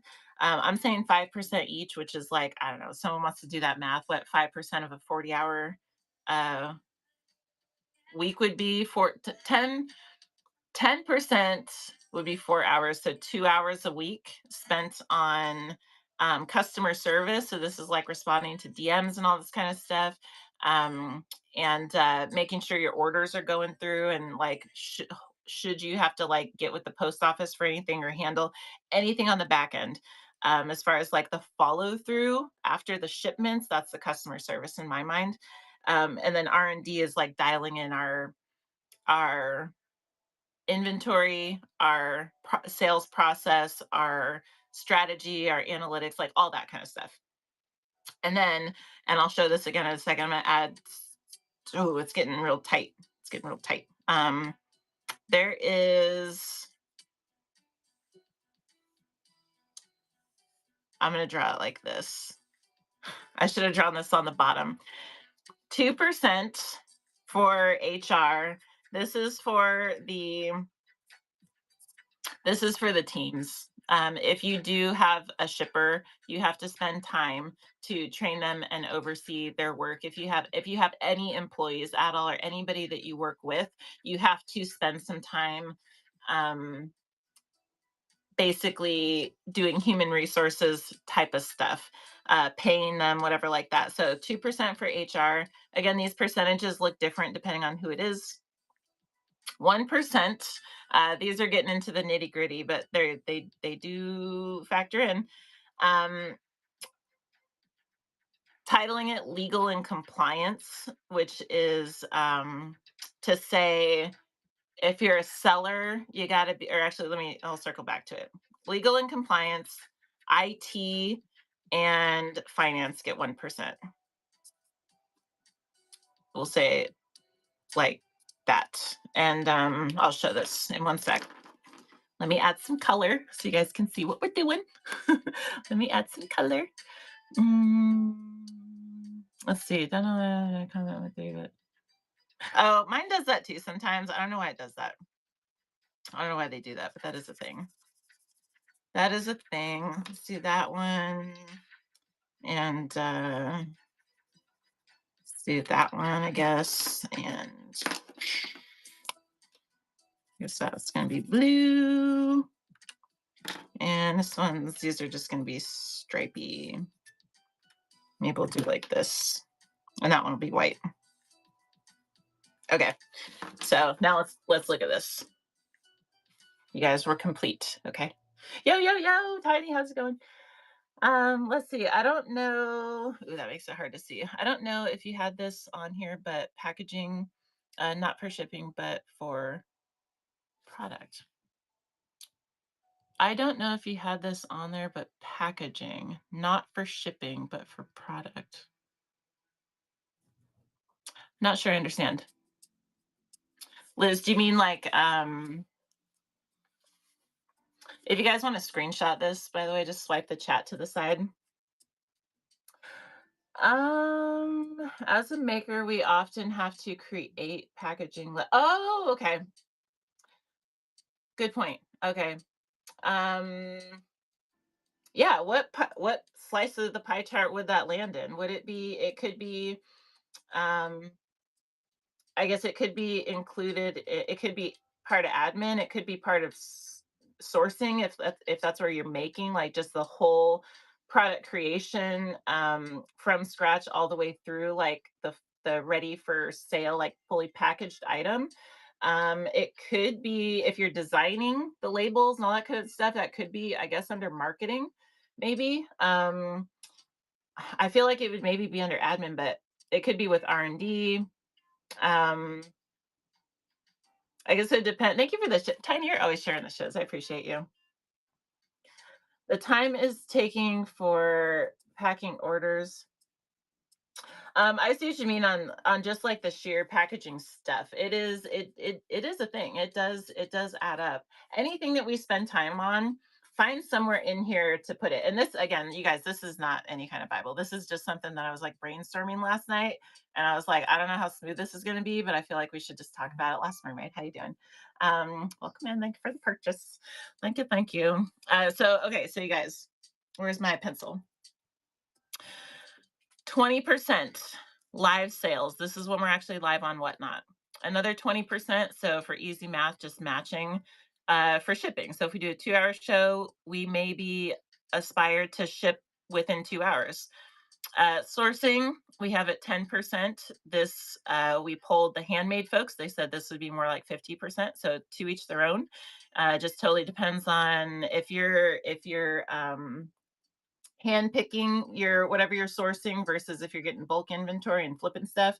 If you're doing like storage units, that's going to look very different than if you're like going and like curating from estate sales or whatever like that. I would include transportation time in here would be huge, and making time. So, but 50%. This is marketing and networking. This is, I'm just going to recap the whole thing. And so this is marketing and networking. So this marketing is all of our socials time. This is our Instagram. This is our YouTube, our Facebook, our Pinterest, our LinkedIn, our any things outside of Whatnot that we are present in, that we, especially if we're creating content for, that is super time consuming. So we've given this 25%. So 40-hour work week, this is 10 hours, which is only 2 hours a day. If we're working 5 days a week, that's only 2 hours a day for content creation. And and this is like responding to comments, like it adds up. Marketing does with socials. I'm including networking in this because this is like getting our name out there. Networking is all the time we spend comms and being present outside of our live show with all the people, all the community. This is our community time.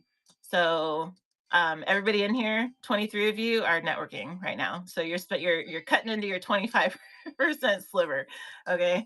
If you're multitasking, you're doing great. Um, Marketing and networking, 25%. Tweak these as needed. 10% for admin. This is our taking photos, getting our scheduling our shows, getting our curating our shop. This is writing our descriptions for our products. This is getting our inventory into our thing, but this is also um, any of the little things that we have to do in order to make these things possible. Maybe we have to order more shipping supplies. Maybe we have to get on the phone with someone for whatever it is. Admin. These are all the little mundane things that just add up. Oh, we need a sliver for procrastination. That's at least 20%. That's at least 20. Hooking and listen, heck yeah. And I'm telling you, multitasking is where it's at. That is where it's at. Um, Ditto, Jen, ditto. Forever Clay, how you doing? Welcome in. So, oh, let me see what that comment is. Before, there for the bag, I never created boxes before priority mail. I only ever, oh, really? That's a good skill to have. Good skill. Okay, so these little ones that are hard to read. This says, I have to reference my thing because I can't even read my own thing. Customer service, 5%. This is the follow-up to all of the things we're shipping, following up on them, 5%. I forget what we said that was, 5% of 40 hours, whatever. Just tweak the percentages as it makes sense for you. But especially if you're high volume and you're shipping out like 100 items per show, there's follow-up, right? Your DM, your inbox is crazy. And you have to make sure items are being delivered and you have to address issues. We're not done when we ship. We're done when when the whole transaction is complete, which means the customer has it with no issues, then it's complete. Until then, we're living and allotting time to this customer service land. These things Really, everything on this side are the things that I think most of us forget to account for. And again, if we don't account for it, it's going to account for itself. And so that's why we're mapping it out. Okay. So customer service, I just given it 5%. These are just rough figures. This next 5%, the orange, is R&D, research and development. This is our planning. This is our experimenting. This is our all the time we have to spend.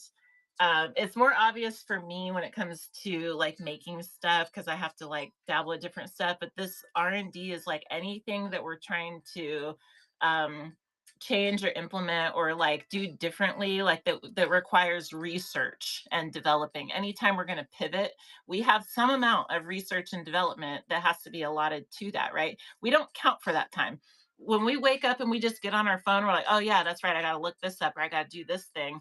That is research and development time. That is part of our work time. Like, and the reason that the way we know what is or is not belonging in here is if we just hypothetically go, well, if I had an employee do this, would this be a favor that I was asking them, or would this be part of their job? Would I be paying them for this? Then it belongs on the pie chart, right? We're talking about sourcing for fun versus sourcing for business. If we're paying someone to source, if it's an employee, if it's not us, if it's an employee, they would expect payment for that, so it belongs on the chart, right? And so, for every hour live, that's 4 hours of extra work. Um, yes, yes, 100%. And that say home to shop, that's where that's really where this sparked from, because some of you guys remember at the Whatnot Summit, somebody um was put out there, and then everybody latched onto this recommendation that the pathway to success on Whatnot was being live as much as possible, 30 hours a week if possible. And I heard that number and I was like, 30 hours a week. That's not possible. That's not possible unless you have a team. That's literally not possible. You cannot go stream and do sales for 30 hours a week and then expect to do all this other stuff in the other 10 hours a week. I understand that not many of us are preaching the 40-hour week um, boundary goal, which is fine. It is my goal. It is my goal because I believe that if we don't determine, it's okay if we go over that, right? But I believe that if we don't determine some kind of boundary on our time, that it will just consume all of our time. And if there's other stuff that requires our attention, then we can't do that, right? If we have kids, if we have family that we need to, you know what I mean? Like Father's Day is Sunday. Do we have boundaries there so that we can spend time with our fathers and our brothers that are fathers and whoever our partners, like celebrate the fathers, or are we going to be glued to Whatnot because we don't have boundaries in place? You know what I mean? Like we have to do it's not going to, the boundaries aren't going to create themselves, so we have to start somewhere, right? And accounting for all the things. I mean, I try not to be a machine. I try not to. But this is um 8 hours live per week. 8 hours live. We might think that we need to be live for 20 hours a week, and then but our strategy will build around that. So if we start from a place of, okay, how can I make this work in 8 hours a week live, then we might morph our schedule differently. We might go, okay, well, that's 4 shows that are 2 hours a piece. And so if you set those boundaries first and then build off of that, then you can go, well, how can I set up my sales process within those 2 hour shows to accomplish my sales goals, right? If we're just going live and just being live with no agenda and no process and no intention like that, then this wedge is like all over the place. So just setting the boundaries, I just think is a good like starting point. How many hours? Oh, how many do you guys know how many hours are you live per week? Does anybody know? Does anybody pay attention to that? I can tell you that I aspire for 2 hours with Tuesday. I have, I aspire for 1 hour on Friday, and then 1 to 2 hours for my resell. And then I have another, like, I have a little pop up that doesn't really matter. And just tomorrow there's a pop up and raid to Whatnot Sellers, you guys, if anyone wants to join for that raid. We'll be giving away more NFC tags.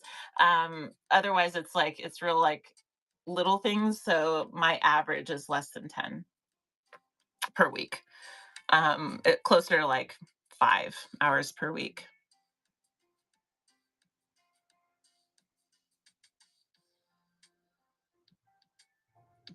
Dude, Stay Home to Shop has been hustling, hustling. I've been seeing him live. He's been just building his room and doing his thing.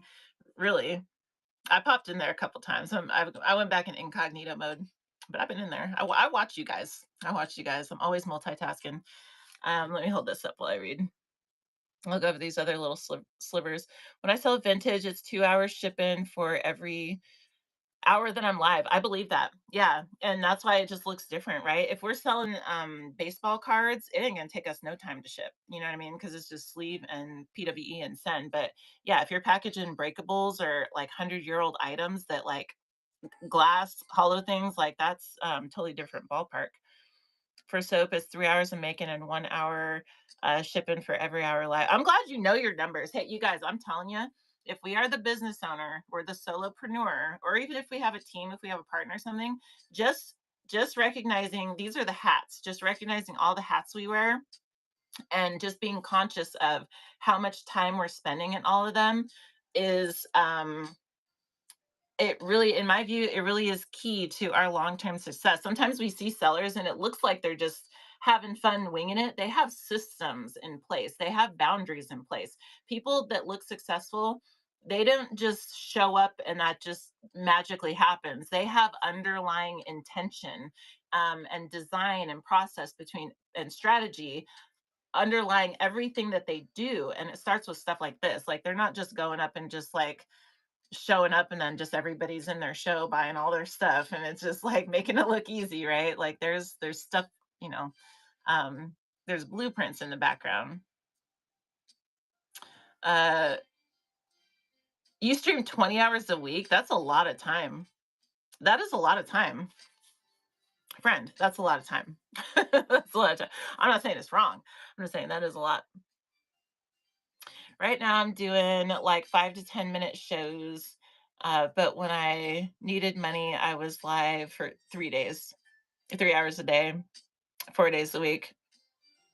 And that's a good point too. It can change depending on our goals. Like once we have a system down and it's mapped out, we can be like, okay, I need this. So let me shave some off here, add it to here. I know that this type of show requires more time in shipping. So let me do these other type of shows to capitalize on that. Like we can adjust it however it works for us depending on our goals, but just like having a starting point. Um, yeah, he's on there though. You go bookmark his shows, he'll pop back up in your algorithm. Okay, so let's see. We're on R&D. So customer service is the post shipping time, all the follow up, all the DMs, all that kind of stuff. R&D is all the planning. That's like the planning and testing and all this kind of stuff. These little slivers, this is 2% for HR. This is only for people who have like employees or help or whatever like that. You got to train or oversee or whatever like that. Um, this is, what did I even write? LNC, legal and compliance. 1% legal and compliance. This is an actual department for businesses. Legal and compliance for us would be like, okay, so we're Whatnot Sellers. We are expected to know the terms of service, to stay up to date on what is expected of us and the requirements, and keep updated on the new features and pushing the buttons as the things come about and stuff like that, making sure that we stay up on like what is allowed and what is not and how we should be doing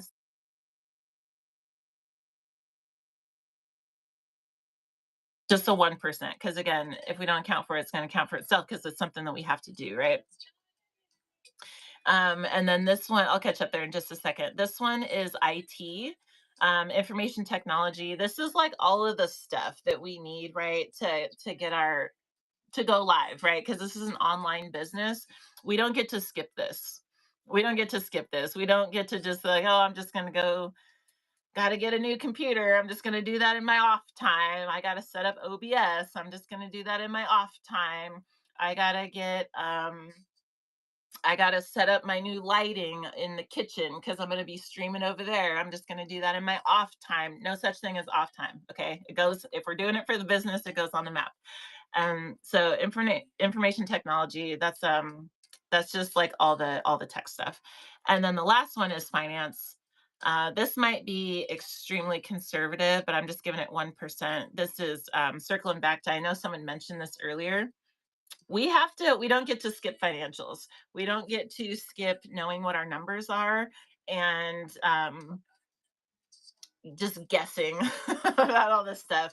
We don't get to skip taxes. We don't get to skip knowing what our profit is, or even if we're profitable. We don't get to skip doing the math to figure out what our price points should be. We don't get to skip knowing how much we spent on our shipping supplies and all this kind of stuff. The finances, the financial department, right? That is part of the business. That is part of every business. And if we are a solopreneur, we have to wear that hat. We don't get a choice. These are all real departments in real businesses that we as live sellers do them. If we know it or not, we're doing all these things. And we have to, I'm going to share the quote again in just a second, but we have to make sure all these things are working together and no one thing is overly demanding or being like um uh, neglected altogether, because a business requires all of them, right? And so that's the whole point of this, and the whole offer with this um, topic today is just, and again, like the percentages, just making them make sense for us if we work 40 hours a week or 80 hours a week. But if it's percentage based, and then we can just have something to tweak and to kind of go off of. And so there we go. Okay, now let me hop in here. Let me hop in here and let's see. Did Babe come in? Cause he was definitely just calling. Let's see. So exactly right now, my only goal is consistency while I make soap. So I show upsell one thing and then I ship it and then get back to that. You know what? I love that. And I'm glad you said that too, because I struggle mentally sometimes with the how do I want to word this? How do I want to word this? With the It's not a cultural thing, with the norm, with the I don't know the word I'm looking for, but there's like these unspoken or spoken out loud kind of like expectations or standards or whatever that kind of say, kind of in a dictating kind of a way, how we should all be operating our business, optics maybe, how we should be operating and how we should be doing X, Y, and Z. But truly, I struggle with it because me personally, I have my own goals. I'm here to do my own thing. I am 40. I don't care what other people think I should be doing. That's none of my business. But I see how much it impacts so many people on being discouraged because there's so much judgment and expectation, misplaced on what other people like. It does, because truly everybody should be doing what works for them, and everybody goes through different stages and has to focus on different things in order to build their business to where it makes sense for them. And it does not make sense. Like maybe in a perfect world, in like a cartoon world or a movie, everybody would just show up with all the skills on all the things that you need, as if we all went to college to come and do live sales. And then we all just show up and then we're just have this smooth operation that just scales. That's not even real. You know what I mean? For some people, okay. Most of us, by and large, are simply human. We're all different. We come with different experience. We come with different skill sets. We come with different inventory. We come with different purpose. And so, if it is required, if we know that what is required for us is to simply pause on this so we can focus on this, like that's 100% what we should be doing then. If we should be if we should be investing all of our attention into one thing, or just doing X, Y, or Z to stay relevant here so that we can build over here, like that's exactly what we should be doing. We don't have to show up in the way that other people expect us to show up. Like we need to show up how it makes sense for us. It's kind of a soapbox, but like I see that so much and I'm just like, dude, you guys like quit shitting on everybody. It's fine. Like just let everybody do their thing. Like some people can like people, I like to say every once in a while, like you're allowed to do whatever it is that you're here to do. Like you're allowed to do that. There's nothing saying this is what live selling should look like. It's just like we're seeing we can there's so much diversity within Whatnot, so many different people doing their own thing. Some are here for community, some are here for hobby projects, some are here part-time, some are here full-time, some have whole teams and whole businesses. There's there's all the different niches and everything. There's something for everybody, and like everybody's totally allowed to just go at their pace and do their thing. I digress, but like truly, truly, it makes me happy when there are other adults who are just like, you know what, this is what I'm doing. Like, hell yeah, I see you. Good on you. I support it. So if you just got to show up minimally, just like that's perfect. So, okay, I'm done. Sometimes I gotta get it off my chest. Okay, so I switched my favorite or my format to live thrift store shopping to multitask my sourcing and selling time. Hey, that's a good point. That I hadn't even thought about live thrifting in that way, but that does, yeah, that combines both parts of the pie chart. Clever you. I guess one could say the same for like pack and chats, right? If you're like you get some live stream time, but you're or demos, right? You get your live stream, you combine hashtag multicast or multitasking, right? So anywhere that those pie slices could come together, um, that'd be a win, right? So good call. Yeah, multicasting. We're on YouTube right now, so is this extra time? Nope. Well, you get two birds with one stone. Um, I'm glad you brought that up because that is a good. Yeah, that's totally good. Seek and Amy, welcome in. If I don't do it as a part of our system, we'll have to do it last minute emergency. Yes, and this is all. I really think there should be more focus. I encourage every seller in here to goals are amazing. Goals are amazing. Systems, I think, are underrated. I think building systems deserves equal, if not more, attention than the goals themselves, because systems are what get us to those goals. Systems are what make it so you can just autopilot this so you can free up your attention for these other things. Systems are what guarantee your time money continuum, because once you have a system in place you can say I know shipping is going to take me 2 hours because I have this here system in place. Systems are boring, but they build the goals. There, that is the road. I encourage anyone to consider like what type of systems they have in place for different things, and just tweaking as we go. That saying, "I don't work for Whatnot, I make Whatnot work for me." Hey, that's what's up. Yes, that's the beauty of it. 100%. Greenleafy, how you doing? Sorry if I didn't see that that was you making comments earlier. Sometimes I'm looking. I have this habit of if anyone has been following my journey, I'm like a work in progress on reading the chat always. Uh, but recently started doing this really cool thing where I just totally disregard the names and I just look at the text and I don't know why my brain just skips over. But if I didn't say hello already, hello. Anywho, so my question is, let me see, Tinsley Storm, cool name. How to sell customized products that require additional info from the buyer and get shipped out on time. You know what? That is the Achilles of the custom makers whatnot journey. So I thought I had a system. This has been so custom wood burning, right? This is my thing, right?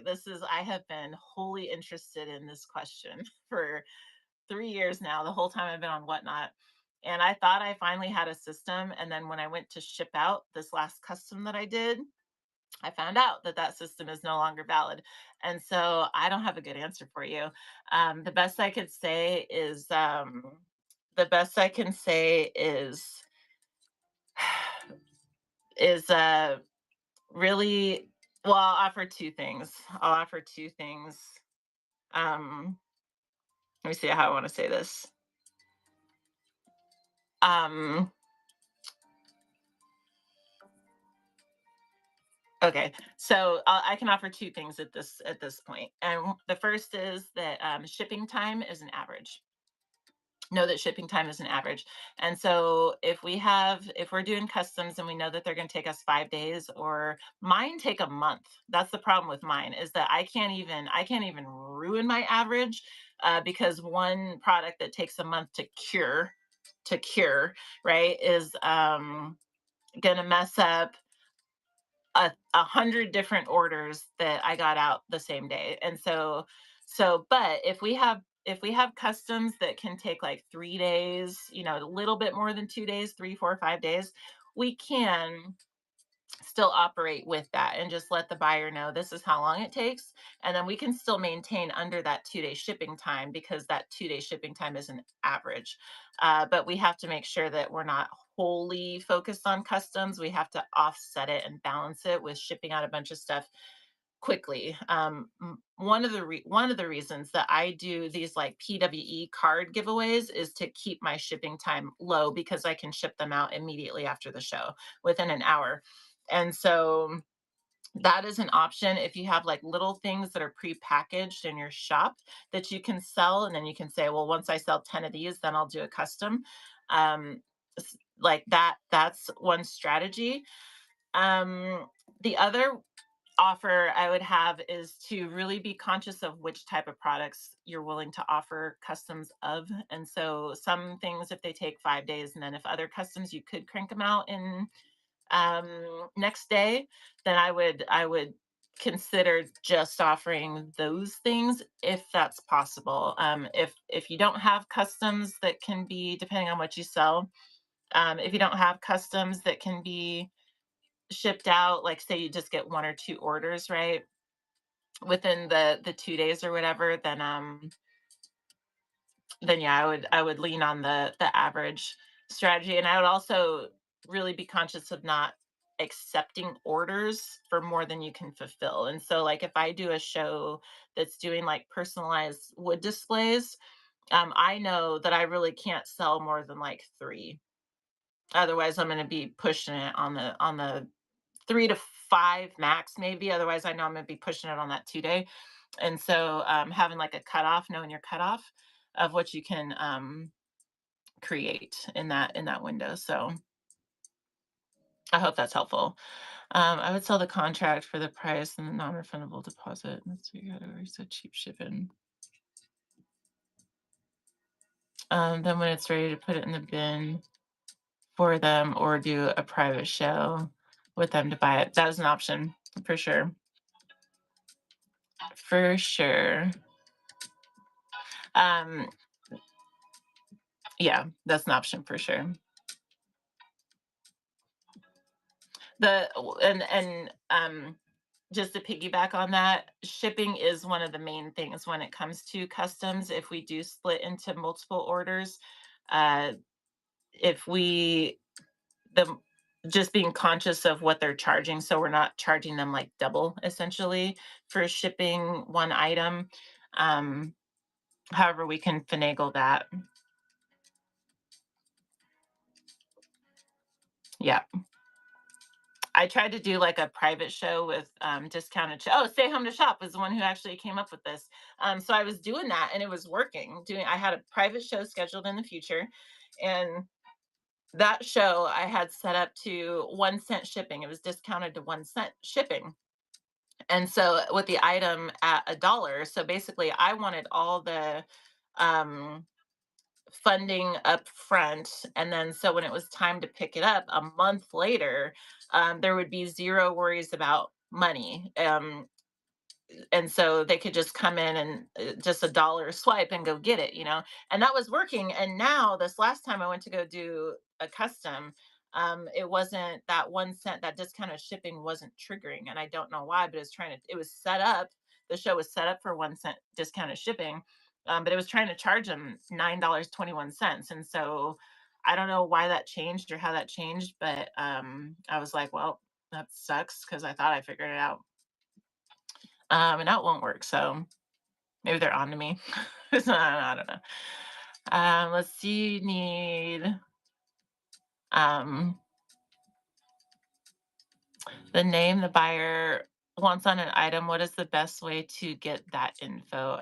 Oh, I would definitely try to get it immediately with purchase. Maybe even putting it. I would definitely put it in the listing description what is needed, because people do like to swipe and then ghost and then not answer their messages. Ask me how I know. And so definitely have some kind of communication. You can, even if it's just a show dedicated to this, you can have like a poll that's up that kind of, instead of being a questionnaire, can just explain the process for your customs, because it pops up and people have to like click it out of the way. So it's like, okay, no, I know you read it, type of thing. Show notes are a good thing too. That if someone, I would leave them as auction items as opposed to bin. And so it's like you can communicate, okay, before you swipe on this, read the show notes, or let me explain to you how this works so you know what you're buying, right? But if it's bin, I would definitely have it in the description. And I would do it through DM immediately as the show concluded, is probably how. Um, oh, Simply Smart Shop and Brush in here. Heck yeah. Thanks, TJ. Thank you. Thank you. If you're selling live, then you can get, yeah. It is so strange. I don't know. I was thinking maybe it's because I had like printed other shipping labels, but I did a couple of items like that in the same private show. So that's why I was like, I don't know. I don't think I changed anything.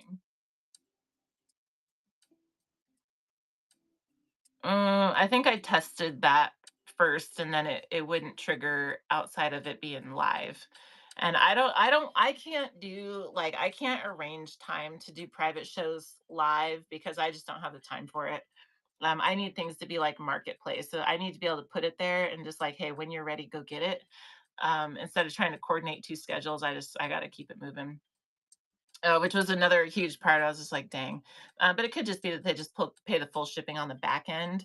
I can't do the PWE for the initial purchase because no customs are within the $20 mark, and so they're all going to be ground. And so um, I'll just tell you, customs are tricky. They are tricky, and the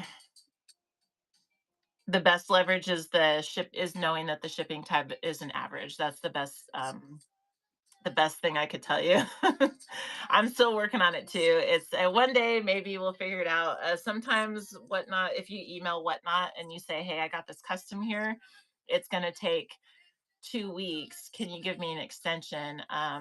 You can email them and ask them that, and they may oblige to, so that it doesn't like hit your rating or anything like that. And so that is another option too, is to email. I don't remember the email off the top of my head. It's like Whatnot support, or it's in one of the websites, I'm sure.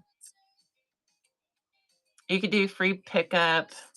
I've heard that as an option too. Yes, I've heard free pickup works for like the initial purchase. Oh, thank you. There you go.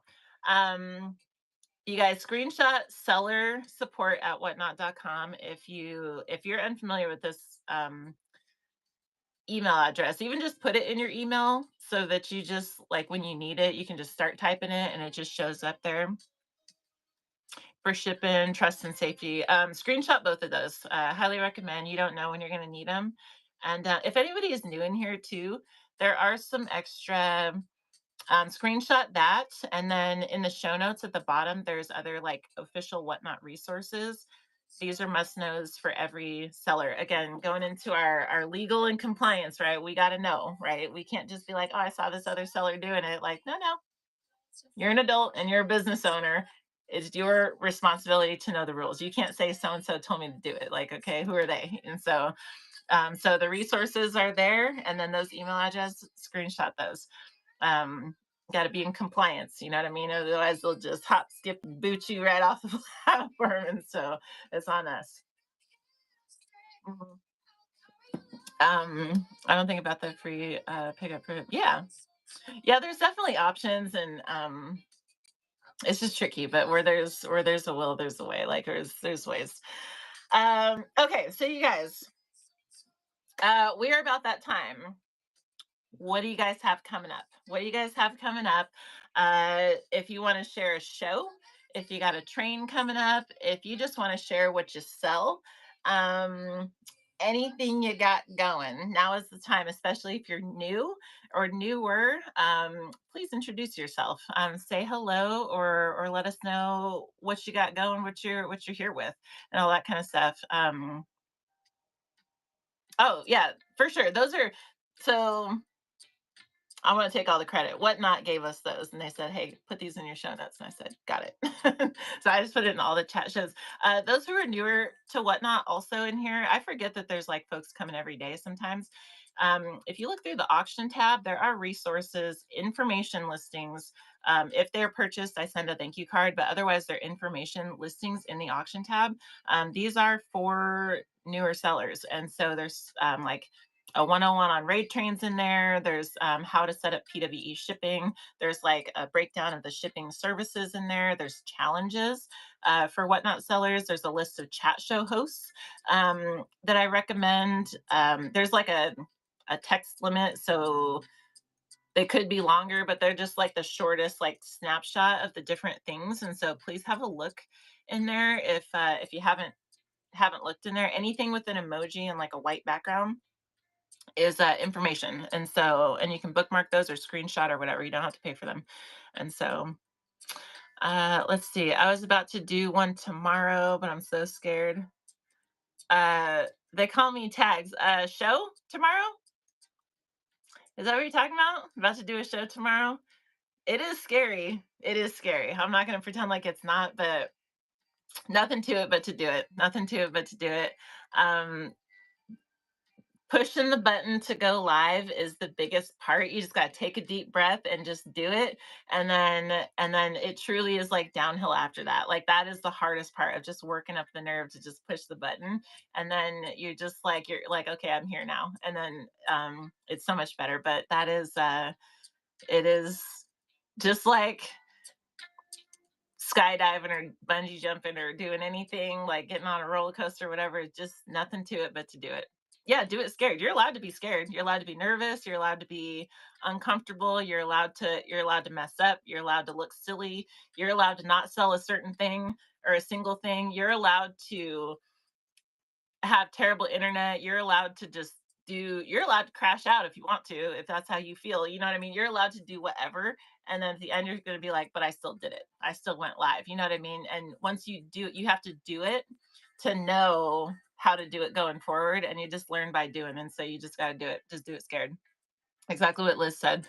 Um, but also, you got it. You got it. Everybody else you see on here live streaming, we all had a first show, right? I didn't FaceTime for the first year I was on this platform.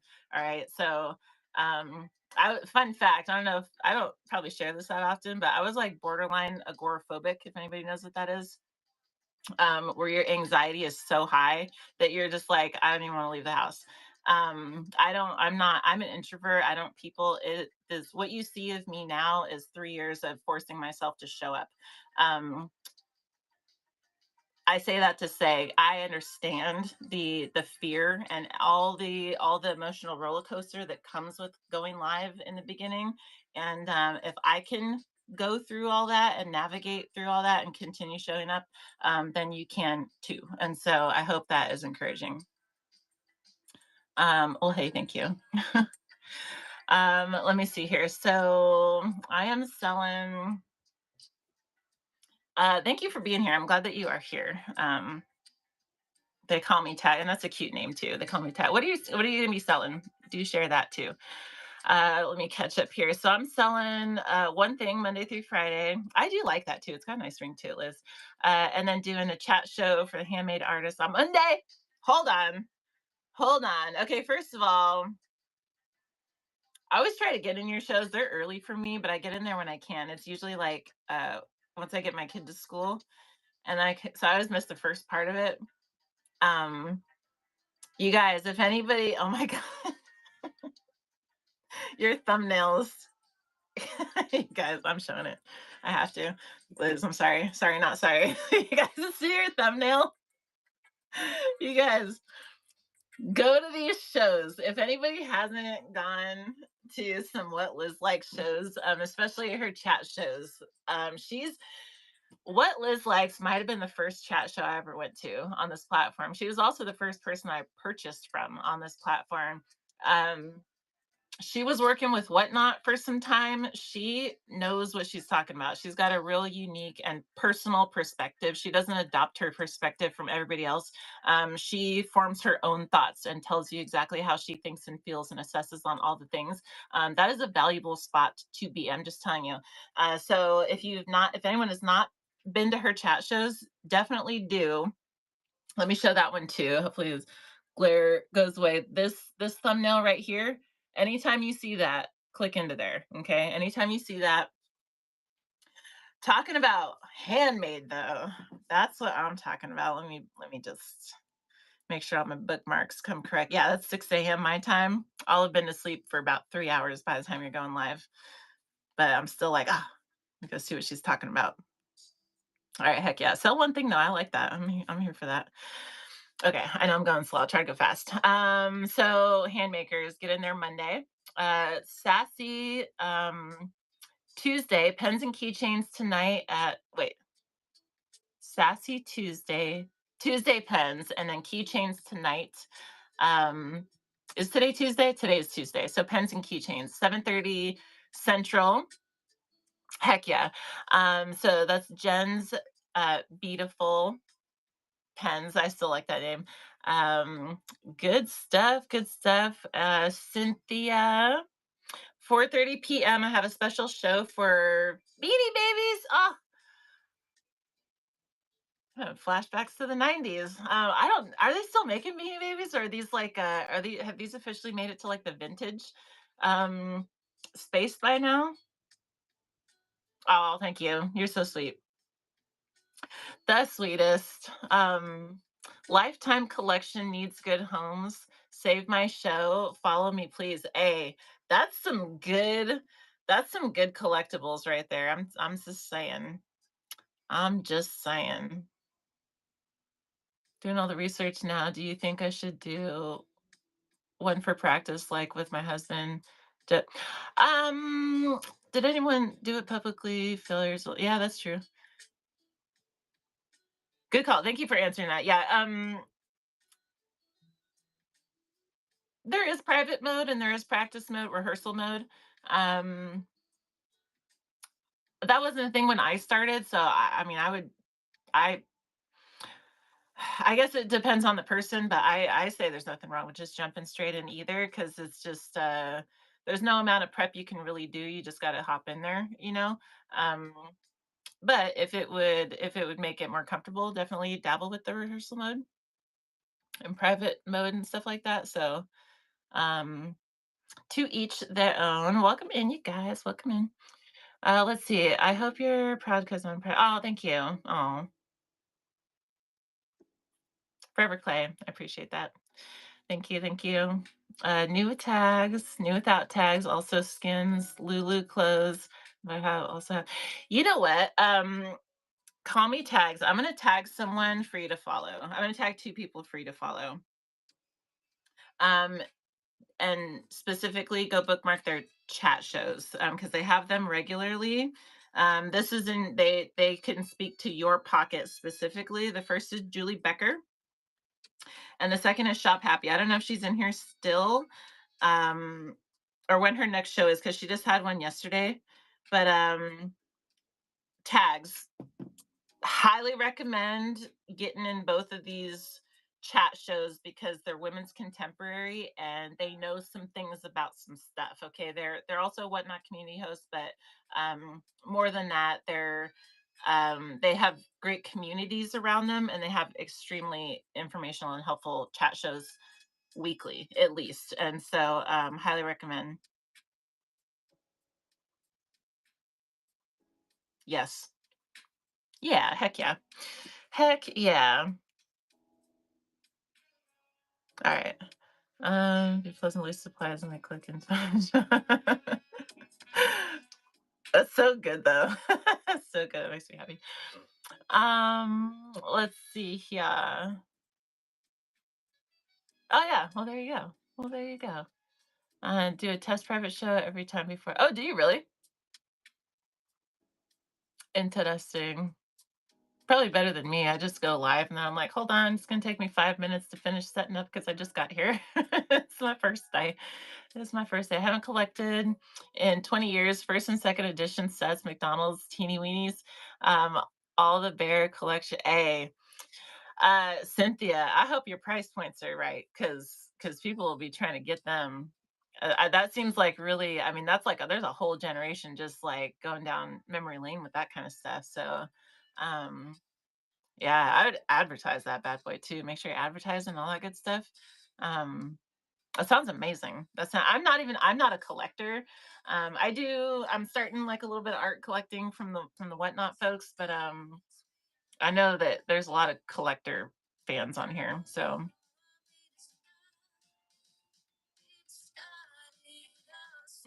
could do the buy it now, meaning like starting bid. I think. Okay, got that. Um, Jen's beautiful pens. Thank you for hanging out with us today. I appreciate it. Private shows are good for building confidence. They probably are. Yeah. Yeah. So to each their own. If they work, they work, you know. All right. Gotta check my lighting, audio. But yeah, for OBS too, I could see that. I could see that for sure. Yeah. Good. Heck yeah, that'll be good.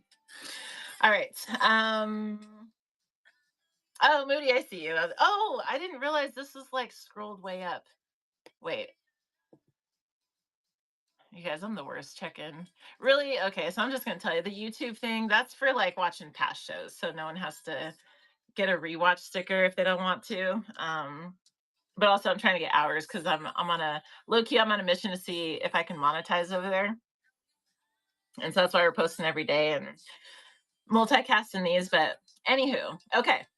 You guys, for coming up, I think I have like 2 shares. If there's anything else, please feel free to drop it. And let me hop out of here.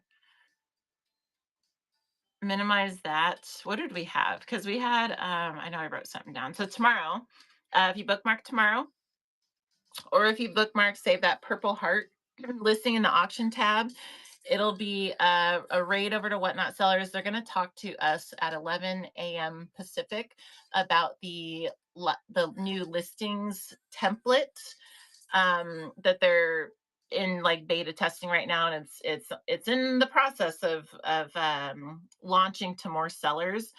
Anyone can sign up to be a tester for this to get like early access to it, and then the plan is to launch it out to everybody as soon as it's ready. And so we can learn about that tomorrow at Whatnot Sellers. We're just going to do a quick give you rate over there if y'all want to join for that. Thank you, thank you, thank you. Again, they were talking about something different last time, I think. They were talking about the seller provided support or something, I think. So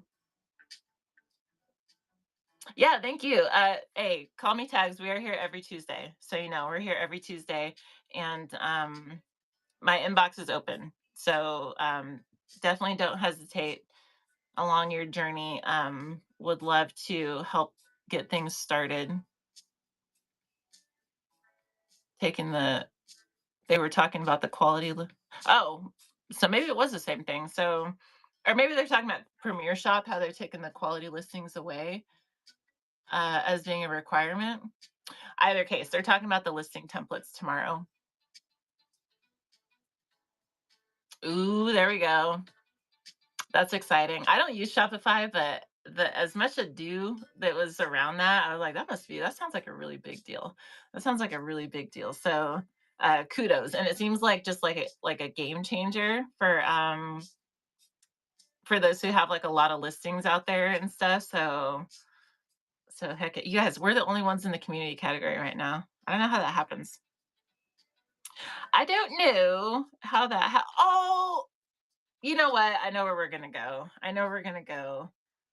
I know we're gonna go. This is gonna be fun. We're gonna go somewhere fun. This might have just started because that seems like a really low number.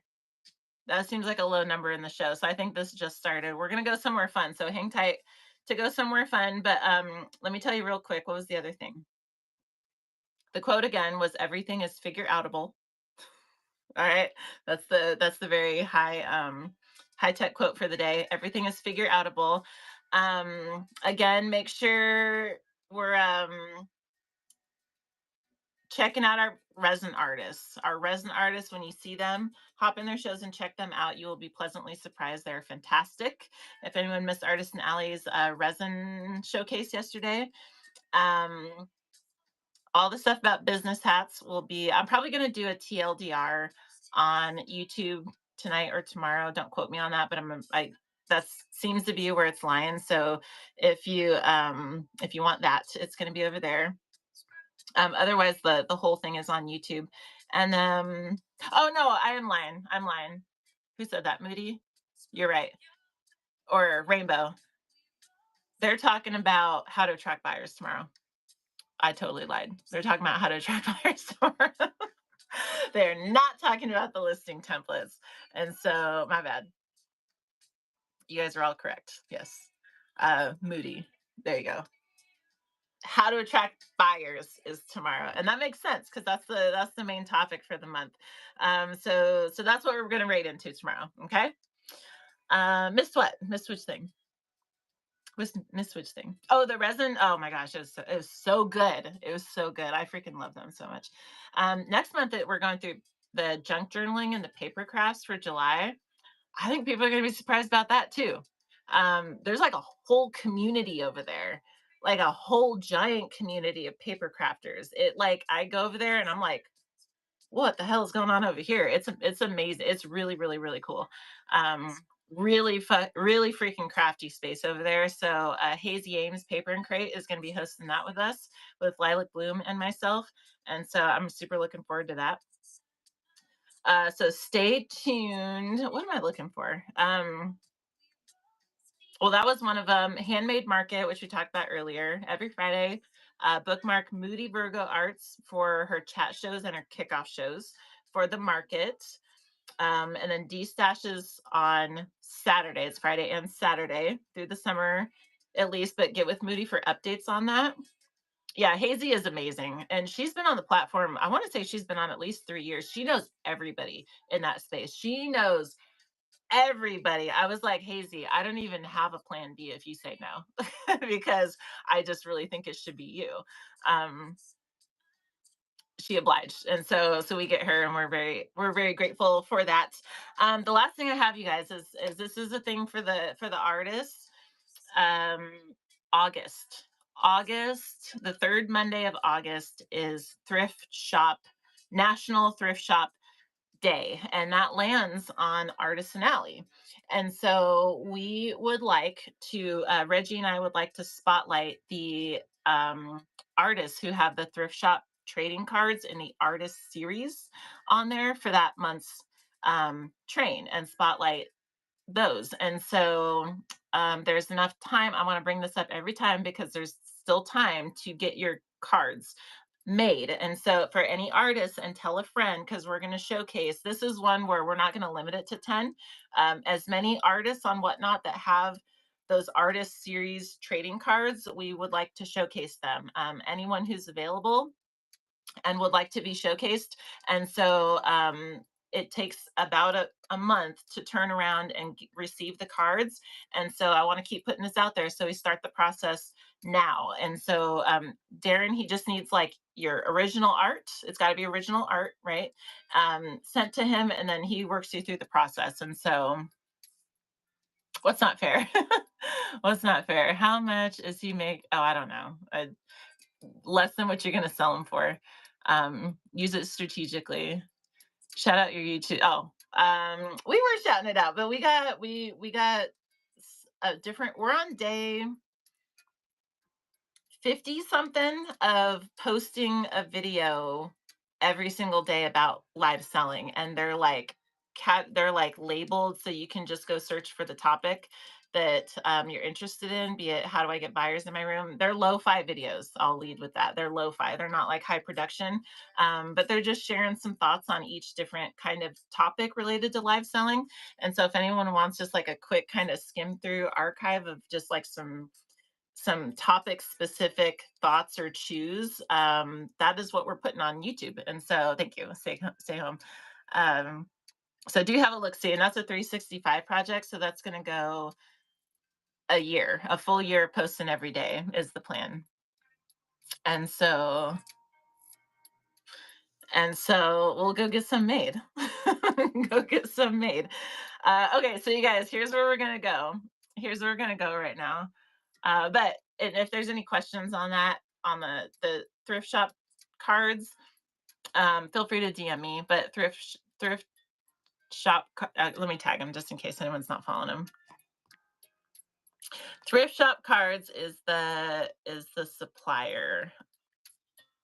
Are they live? No, right here. This is the card supplier that does the art series cards, and I can show you two of them. If anyone hasn't seen them, they look like this. They look like this. This is Tiny the artist. They have an A with them. She got the first one, number 1. This is Lilac Bloom. It says right here, Lilac Bloom. She got card number 18. There's only like 19 or 20 art series cards so far with these thrift shop cards editions. But this is their original artwork.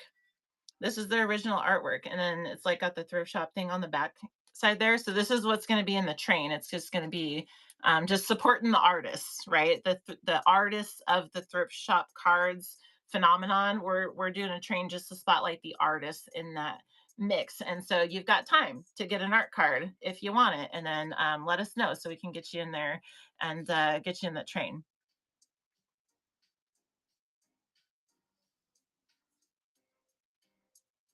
All right, because it's not a three. Well, I'm gonna leave that. I'm gonna leave that right there. Okay, so you guys, here's where we're going. You guys know Lulu 80 and Ross. Do we know them?